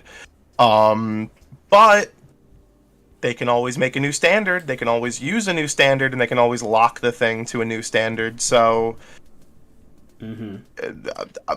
that's gonna be sort of a we'll have to see, you know, when that comes. But there was something about Samsung or another manufacturer recently teaming up with a unidentified gaming company to work on a new, faster micro SD card standard. So who knows what that's about? Fingers Who knows crossed. if that's related? It's all coming together. So I think the only thing about the Switch 2 we haven't talked about yet is it has a microphone, apparently. Yeah. Wait, really? Yeah, microphone in I was gonna ask about that. in the system though, not on the controllers in the system. Okay. My presumptions about that microphone are way more boring than I think it is a microphone to have a microphone. I think that's just like I think they We did speak. it. We like, speak they, is back. yeah, I think they didn't include a microphone on the Switch just simply because they didn't really need to. Yeah. Like they already had the app for voice chat, which is terrible, but it's there. And then for all other purposes, you could just plug a gamer headset into the Switch. Yeah. And that's it. Those are honestly the only two solutions you need. But I assume they just sort of went back and were like, it'd be better if it just had a microphone in it. Yeah. And you could just like talk at your friends on the tablet when you're playing Fortnite. So Yeah, I'm guessing that's it as well. Yeah. I was going to say, it's a shame that it doesn't have a camera, because I feel like if it had a camera, we would know. Like, there was a rumor at one point that it was going to have a camera. Well, like, there are some games that are cool if you have the camera and you're playing in handheld mode. So, you can FaceTime while you're playing a game, and it's just like your face looking like... Yeah, how will you turn yourself into a zombie in Zombi-O? In Zombi-O! Zombi-O! Without the camera on the Wii, on the Switch. Retitle the episode to Zombie-O, right? Zombi-O. Goddamn now.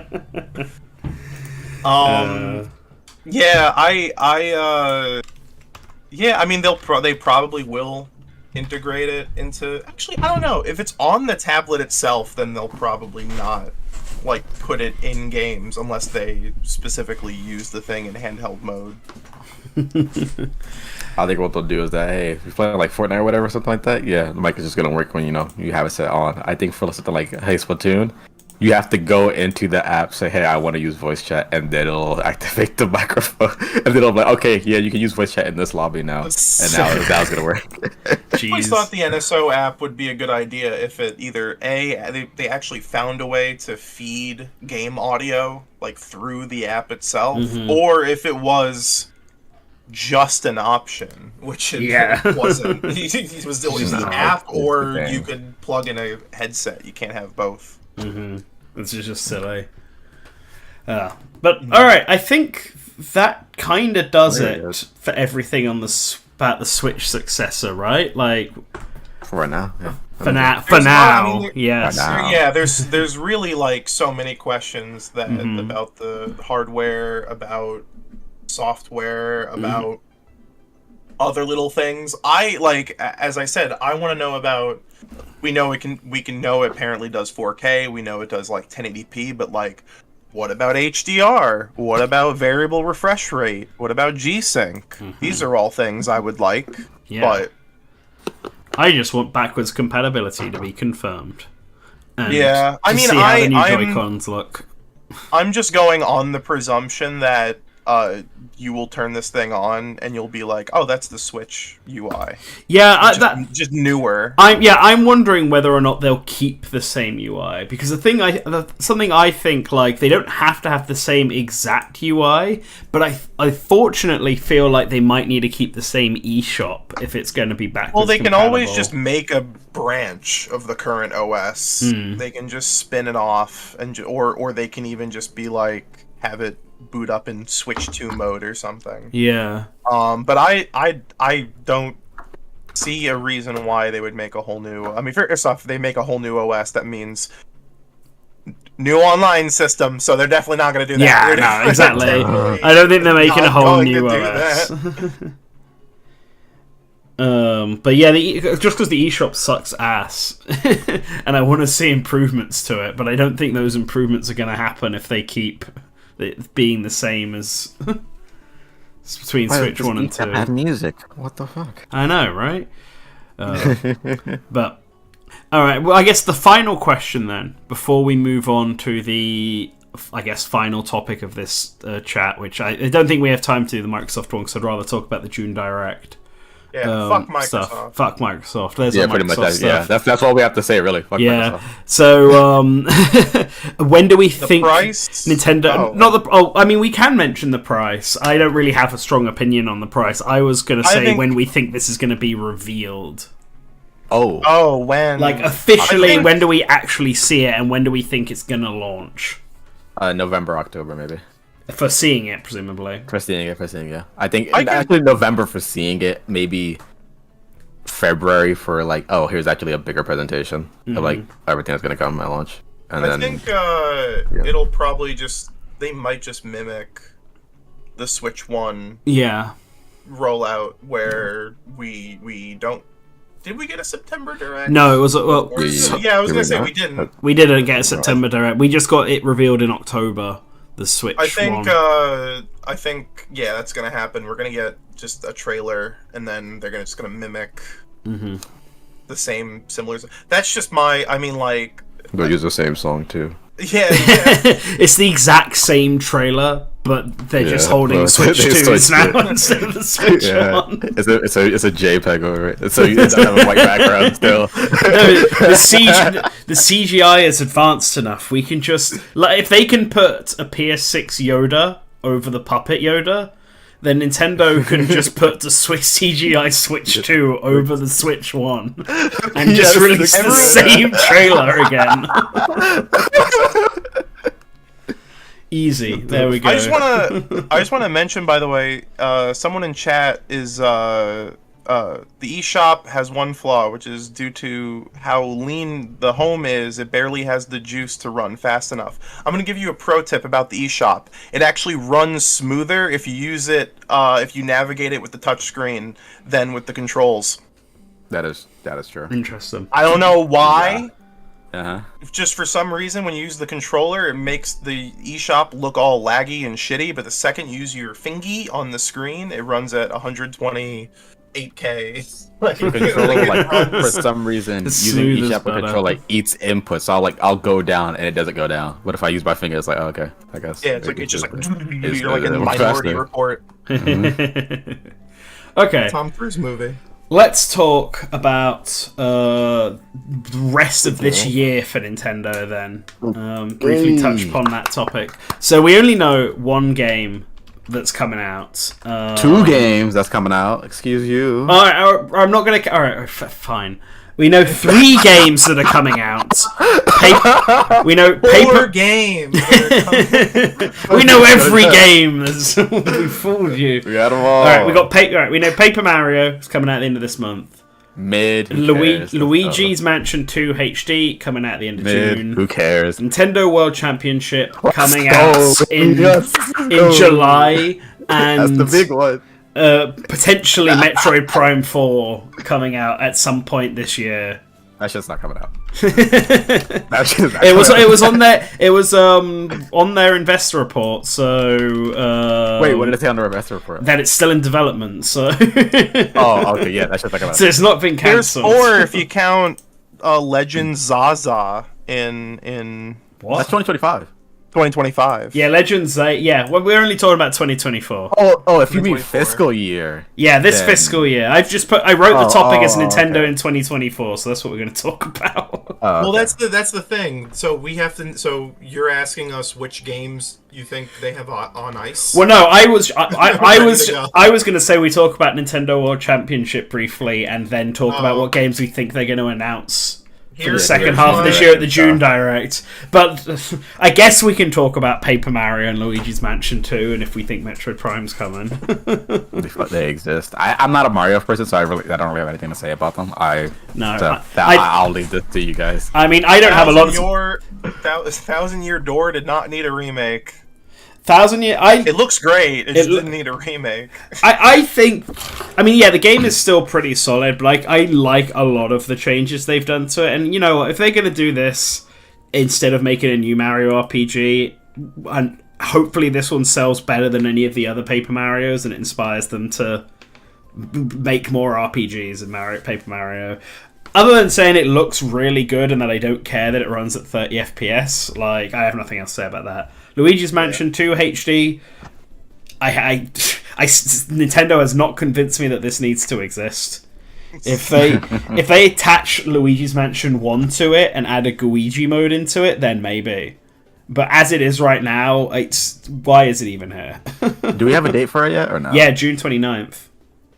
Okay, maybe they'll show us something like, hey, the next I mean, level, hey, I'm hoping in here's the a June new Direct. feature. Yeah. Did 2 have multiplayer? Yeah. It had multiplayer, but it didn't have co-op story.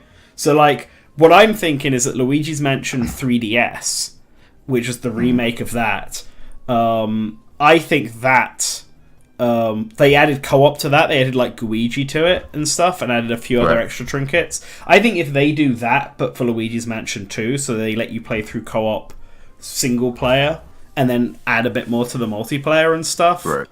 like, I think that's maybe good enough to justify re-releasing it. Graphically, it looks like a 3DS game, so, and I don't think that's not changing. But I'd like to at least see some new features, because if it's just Luigi's Mansion 2 but on the Switch, what's the point? Luigi's Mansion 2 is the worst of the 3 Luigi's Mansion games. So It's nice to just have it on the console. I mean, yeah, I guess they can't bringing 3DS games and making them easily accessible is a good thing, given that Nintendo won't give us another dual screen device. Cry. It sucks that it requires them to do like a whole standalone $60 release, but I'm glad it's there. Yeah. If we're gonna like, I fucking hate when people are like, "Oh, the 3DS eShop is shut down. I guess I literally can just never play Luigi's Mansion. It's just impossible to still have that console and cartridge still lying around. Like, they all burned in a fire as soon as the Switch came out." So it's nice when these things actually do come forward to the next generation. So it's like, I mean, yeah, I just wish if they were going to try. yeah, I wish it wasn't in this fashion. Yeah, it's the price I think that does it. Like if this was a cheaper game, then it'd be fine. And I know what Nintendo's policy is on this. I've spoken to Nintendo about this. They see it as like if the game is still the same quality as it was when it came out, and we charged $60 back then we should be able to charge $60 for it right now. And while I understand that logic, Luigi's Mansion 2 wasn't a $60 game back then, so I don't think it should be a $60 game right now either. Especially when Luigi's Mansion 3 is like a million times better than it. Right. But yeah, anyway, that's I don't have a strong opinion about that. And Metroid Prime 4, I'm convinced will come this year, and I think we'll see it in the Direct. I just wanted to say my last on Luigi's Mansion 2 is that I'm going to really enjoy picking it up from the library. So there we go.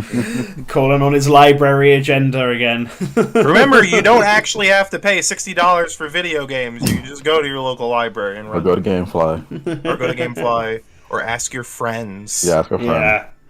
Or hey, by the way, Steam users, Steam family is a great investment. But yeah, I think Prime 4 is gonna be like, I don't know when, like November potentially. You're right, Nan. I think November Prime 1st, 2 Remastered is coming this year. Yeah, and I was gonna say I think Prime 2 and Prime 3 are gonna be June Shadow Drop games in this Direct, and it's gonna be like more like Pikmin 1 plus 2 rather than more like Prime Remaster. Which is going to suck, but I think that they'll release them like physically together. Prime 2, Prime 3 Yeah. on one card. Well, it depends on how much work they do to them. I think. Well, that's why I don't think they're gonna have done a lot of work to them. I feel like if they had, we would have seen at least Prime 2 by now. Well, Who's to say? I was gonna say, who's to say at this point? It's been a while since Prime 1 Remastered came out. Right. But I can also see them definitely. I think Prime 3 being left mostly untouched makes sense. Yeah, that game's pretty. They can leave it alone. Yeah. See, I think the problem is that you'd want Prime 1, Prime 2, and Prime 3 to all release before Prime 4 does. And, originally when Prime 1 Remastered came out, I figured, every 6 months or so, they'll release a new Prime Remaster, whatever, all leading up to Prime 4 being at the end of this year. But the fact they didn't do that, I feel like they didn't do that, and I'm still convinced that Prime 4, unless Prime 4 is actually a Breath of the Wild situation and it's going to be a Switch 2 launch title and a Switch 1 release at the same time, unless that's the case, in which case it'll be in the first quarter of next year, I think that this is the year that they kind of have to release Metroid Prime 4. And I know they've been really quiet about it since it's restarted development, but it's been so long now. Nintendo launching Switch 2 with Prime 4 would be I don't know what the general public would think of that, but there would be a really certain subsect of fans that are okay, I'm interested, I'm listening. Yeah. I'm it's pretty crazy. That'd be a pretty crazy move to open their next gen with Metroid. It's not the first time they've done this kind of, because I remember and I saw the footage from it in E3 2005 when they were talking about the Revolution, the Nintendo Revolution. Well, yeah, Metroid Prime 3 was the game they used to show it off. It was the tech powerhouse game. Yeah, and Prime Hunters was also the game they used to show off the DS along with Super Mario 64 DS. And Metroid Prime Hunters First Hunt was the pack-in title for the DS. So, they have used Prime but quite a lot to appeal to the hardcore. It obviously won't be the only one. I still think 3D Mario is the most likely launch game for the next Switch system. But I think Prime 4 launching a month or so later and having a Switch 1 and Switch 2 version is perfectly possible. but it kind of relies on them marketing it more as a Switch 2 game, I guess.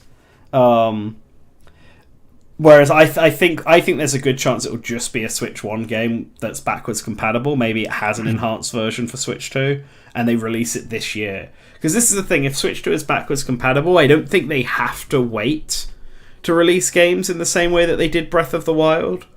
Having played a Metroid Prime game, I have no idea what's taking them so fucking long in the first place. So, like, if it being a Switch 1 or 2 game is like this, like it's a kind of a crazy thing to think about. Like, what is their vision for this game? What do they want to do? I'm sure COVID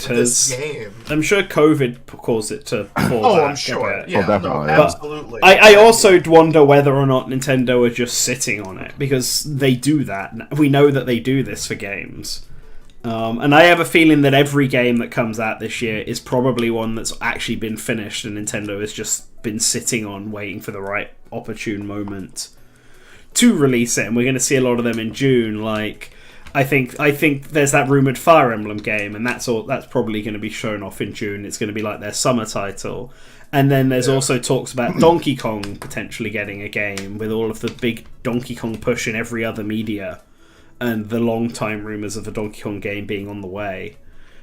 I think that will be like the big holiday game, and then Metroid Prime 4 will sort of kind of slot itself around that. As being this additional big holiday game, and then a Mario Party, because why not? Mario Party sells a truckload. Although Mario Party 4 might not be Mario Party 4, Super Mario Party 2 might not be sitting on, because like Endcube have a pretty consistent 1.5-year schedule for their games. The only game that's bucked that is Everybody 1-2 Switch, and we've all heard about how bad development was for that. So it took like 2 years instead. It took an extra half a year to come out than the rest of their games. But in October, it'll have been 1.5 years since Everybody 1-2 Switch released. So I think that's prime time for another Mario Party. Your favorite? Yeah. So that one is another game. I guess I've given 3 games I think we'll see in the second half of this year now. Fire Emblem, Donkey Kong, and Super Mario Party. What about you guys? What do you think Nintendo has up their sleeve? I think Prime 2. Mm-hmm. Yeah. Prime 2 and 3 this year. I genuinely don't believe that Prime 4 is going to happen this year. I mean, that'd be really good to have, like, at least, like, hey, here's actually, we do have a heavy hitter this year. Mm-hmm. Here it is. But the fact that, the next Switch is coming out, I feel like at this point it's going to be, hey, this is going to release for both platforms. It is going to be the case that that it works on, either it works on a Switch or it's released for the Switch 2, and then it's released on the Switch 2 and also just... I mean, how the fuck they? I think they have to release it on Switch 1 because it was announced for Switch 1. Well, I think it's going to release for both. But what I'm saying is that I don't understand how it'll be like, oh, it's gonna. Are they gonna do like, hey, here's a physical Switch version, here's also a physical Switch 2 version? Are they gonna do, hey, here's a physical Switch version, but on the box it says also works with the new Nintendo Switch, whatever, yada yada yada. I don't know how they'll do that, I think it definitely will be on Switch. It's definitely going to be, at this point, going to be a what's called cross-generation title. Game. That does go back to what we were talking about before with the Breath of the Wild stuff, where Nintendo re-releasing these games physically, but marketing them as works on both Switch 1 and 2. So maybe Prime 4 could potentially be the poster child for that. As a new game for that. Anything else in the year though? I don't know really, because we don't really know what's happening with. We haven't heard from Kirby in a while. We haven't heard from we have heard from Pokemon, but it's like spin-off stuff like that. I feel think we've mostly been going with like the Sleep Unite. Nothing too often. Yeah, I don't think people just released the game. So I don't think there's going to be another Pokemon spin-off. I think they're just going to keep supporting switch. I think they're just going to keep supporting Unite as the main spin-off right now. and the mobile games, and just wait till next year to come with Zip I mean, Zap. they're completely like different. Like they'll support Unite, yeah. But I think, yeah. I guess any other spin-off wouldn't have any bearing on Unite because that's like also. True. That is Tencent, but I guess I'm thinking because Detective Pikachu only just came out last year. So I don't think their devs will be doing anything. And then Mystery Dungeon, like you said, Shiren the Wanderer just came out, so I don't think they'll be doing anything. A Fire Emblem title could get announced, but then come out like January again, because that's what happened with Engage. I think it got announced pretty late, but also came out like pretty fast afterwards. I think it's going to be their summer title. I think it'll be announced in June. It'll take that spot that like Xenoblade Chronicles 3 took. Like right at the start of August. Right at the start of August it did, yeah. Because they don't have anything for that right now. They had Xenoblade Chronicles 3 a few years ago, and then they had Pikmin 4 last year. So they don't have a big hitter for late July, start of August. And I'm trying to think of games where the announcement period can be short enough for it to work. Because I think with Metroid Prime 4, they'll want to announce it and like let it build up over months.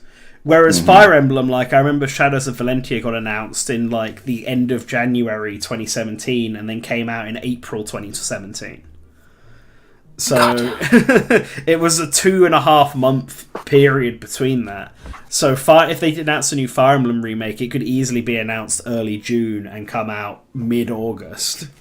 They also like have the ability to like supplement their releases with like older titles, like with, NSO stuff. So granted, I don't think NSO stuff is going to be. I mean, we'll obviously get an update for NSO, but I don't think there's going to be a new NSO console. Oh no, I don't mean console. I mean like they can release more games for NSO and placement of like a brand new game. But I haven't like all the big NSO games. Like I mean old console games, like at least for 64. Already come out at this point now. Like now it's just kind of other additional stuff that people would also like that aren't as big.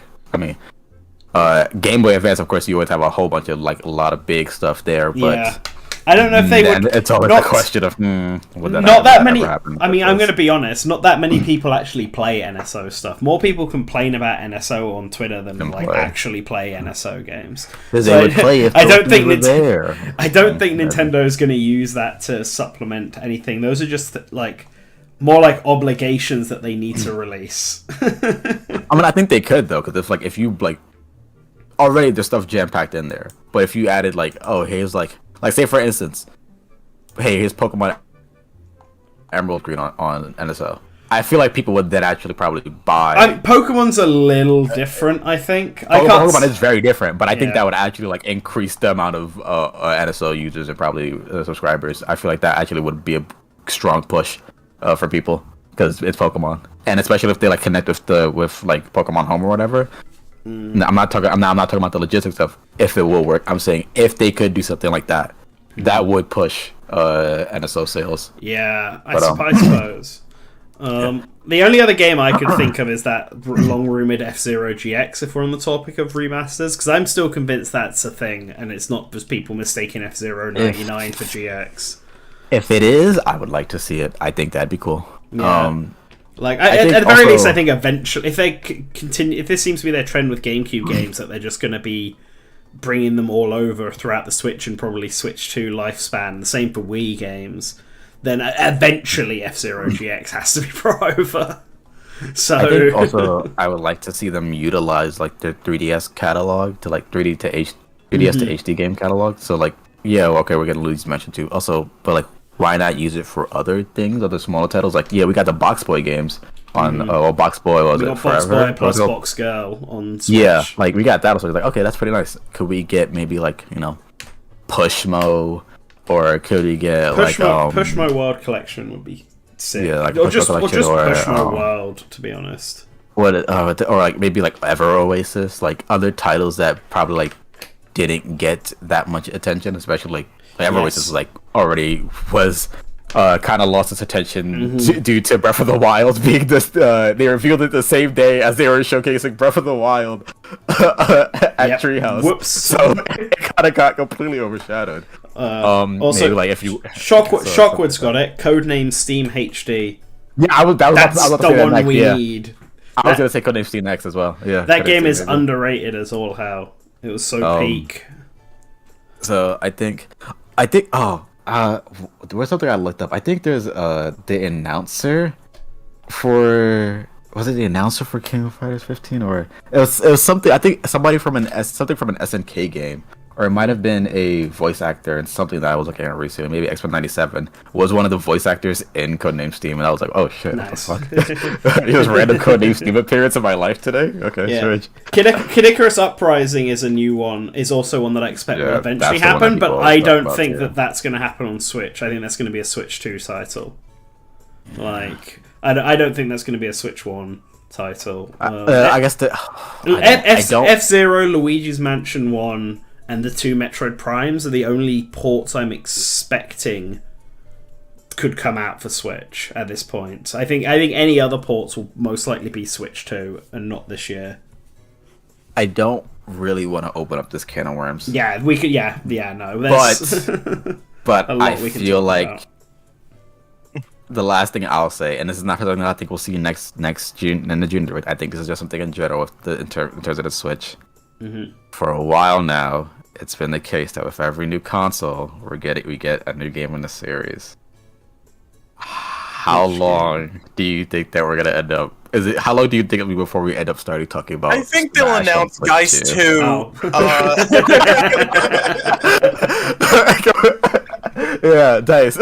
Yes, Yeah, that's it. Guys, 2 finally. Smash on Geist, Switch 2. right? Yeah. Geist, every console. Every console. Geist Acid Ghost will be Switch 2.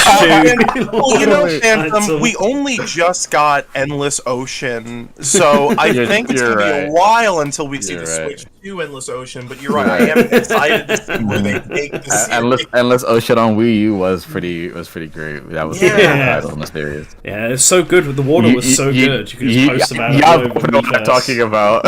Yeah, I know what I'm talking about. Oh. I think I honestly I think it's I think Smash is going to be something that they acknowledge very early on, but we don't necessarily see it announced like immediately. Like similar to how Brawl and Smash Ultimate, they were just, or no, Smash 4 I think it was, where like when the console was there, they were just like, yep, new Smash Brothers is on the way, just wait till you see it. I think it's going to be the same thing. Because like the reason they announced Smash 4 that early was because they knew that people would start speculating when they saw Sakurai at the Bandai Namco offices. So they were just like, we're doing it. Let's just do it. And I think that's the same thing. Now that he's taken a break, if he just starts showing back up at Bandai Namco, of course everyone is going to be like, well, it's new Smash, right? So unless Sakurai is not involved at all, I think new Smash Brothers is just going to be one of those things what should they say, and then we see in like the beginning of 2026 or something like that, and then they for a 2020 late 2026 or 2027 release, something like that. I think they would do a deluxe edition, and it would be because here's the thing about Smash Ultimate, it's a really good technical showcase for the Switch. It runs native res, it runs 60 FPS, it's a beautiful looking game. So I think they will want to have a souped up version of Smash Ultimate like ready at launch, simply because it would be kind of incredible to like behold. Like if they could get like a 4K 60 Smash Ultimate, like that's a great Switch 2 tech demo right there. Maybe throw in a new character or two if they can. That may be wishful thinking, but I think they would rather have that sooner to launch, and then they might talk about a new game later. But it does definitely make me question like what, because that's the thing, like when they announce this system, they're also going to be announcing like the first year or so of stuff. Right. So I am curious what that lineup is going to be. But yeah, I feel like I feel like Ultimate Deluxe would be like that would actually be something that could be like they could turn it into sort of an event again. Yeah, I mean, because it's just so massive. It's just so full of stuff. I'm in the minority of where like I don't really want an Ultimate Deluxe because I would rather have like a Smash Brothers that has a lot of new content to see new things rather than the same Smash Brothers with only a tiny amount of new stuff. I know I'm in the minority a little bit with that, and they could do a Mario Kart 8 Deluxe where they release Smash Ultimate Deluxe with like a couple of new things and then just proceed to do DLC packs for like an entire other 2 fighter passes and stuff like this. But that's also it. What Liam said, it's backwards compatible, so why bother porting? You know what Ultimate? I mean. You know what I mean. Don't play coy. $10 upgrade. Yeah. If we're just talking about you're better than this. Come on. If it's a $10 upgrade, then I think it's just a technical thing. There's not going to be again for $70. Just they make it slightly prettier. Yeah, I mean that's fine. I don't think that would get, but I don't think that would get in the way of them having another Smash Brothers game coming out. Because I don't think it would have any new content. I just think that's what they would prioritize closer to launch than immediately talking about a new game. Not even to say a new game would come out like 5 years later or something, but I guess so. If they do, we're just talking about remasters of games that are already out. But like, why have we been avoiding talking about Nintendo World Championship? By the way, yeah, just an accident. Okay. Here's my thoughts on Nintendo World Championship. Here we go. It looks like shit. Like fart noise. I don't like the way the screen looks. Why is there so much stuff on the screen? Because they want to keep the NES type resolution, I guess. I don't know. It's the stuff surrounding the screen, like that timer with the green text with the black background. That sticks out like a sore thumb. It looks so jarring. Conceptually, I think it's neat, but unfortunately, I have to give it a thumbs down because what? Yeah, it just feels very disappointing. Like I said this a lot when I saw the announcement for it, but like NES Remix was cheaper and had more mini games and it just covered more games in general. Yeah, they still didn't even put fucking Tetris and Rad Racer in I can forgive not having Tetris and Rad Racer, but there's like so many NES games and it's they're all the using basic the bitch names. ones. They're using the name. Like what? They'd have to work with Square Enix to get Rad Racer and Square. And Square's not going to do that. Yeah, they're gripping onto that IP. We're getting a new fucking Gex, but they won't give up Rad Racer. It's a key the ROM IP of Rad Racer. But no, I think this is like the party mode is neat. But there just doesn't feel like there's a lot you can really get here. And I know the physical edition and the more expensive ones are literally just there as a collector's item. Yeah. But it's still like $25, $30 or something when the original was like fucking $12. It's just ridiculous. That was like the worst trailer ever. Yeah. Hey, I like that trailer. No, the trailer sucked. That trailer was cute.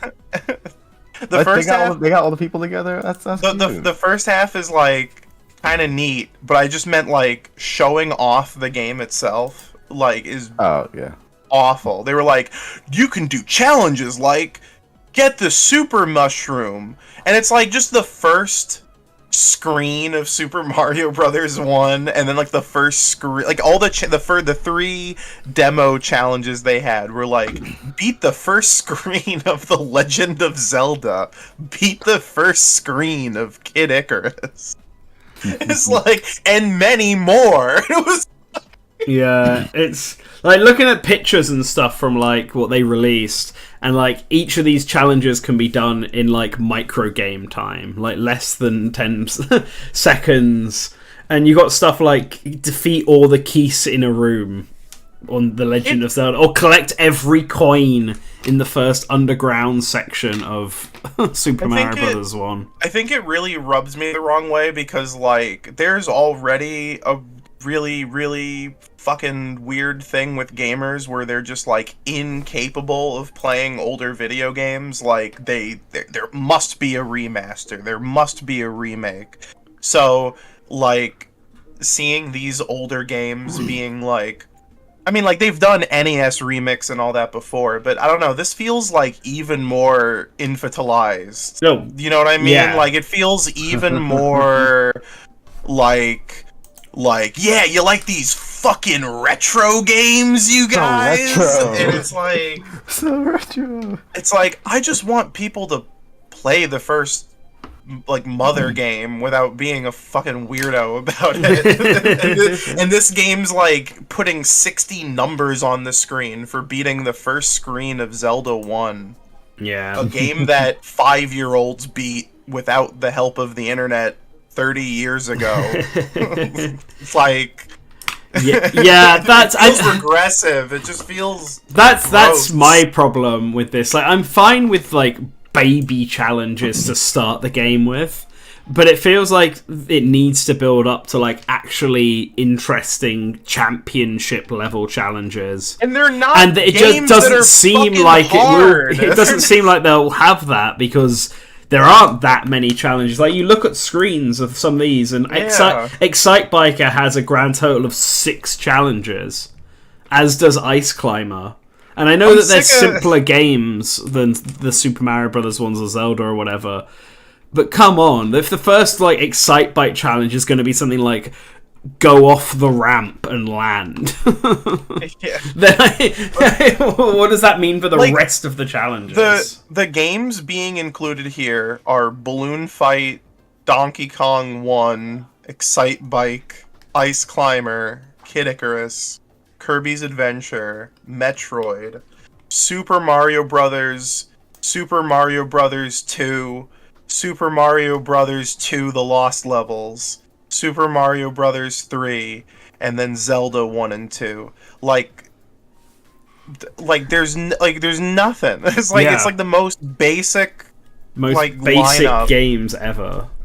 The hardest game annoys here me. is Super Mario Brothers The Lost Levels, which isn't even that hard if you've played all the other Mario games. And, like, if you just look at, like, NSO, or even, like, if this was made to, like, capitalize on the Famicom's 40th anniversary, which is the month it releases in. Yeah, and then it's really like you look on their website and, like, there's no, like... fucking loads of Famicom games that just aren't on here. Where's Mac Rider? Where's Mac Rider on NSO, in fact? Where's Murasame Castle? Where's, like, all the sports games? You could easily make challenges out of, like, tennis, like, keep a rally up for a certain amount of time, and soccer and ice hockey and stuff like this. I can understand them not including the ones that need the zapper, like Duck Hunt, or not including games like that require translations like Famicom Detective Club and Shin Onigashima. But there's still a ton of games you could have here that just aren't included. Yeah, where's Dr. Mario?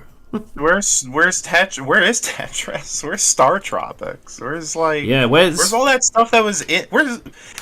Was there even Punch Out? Like, Punch Out's not here. No, Punch Out's not one of them. What are they doing? That's like the That's like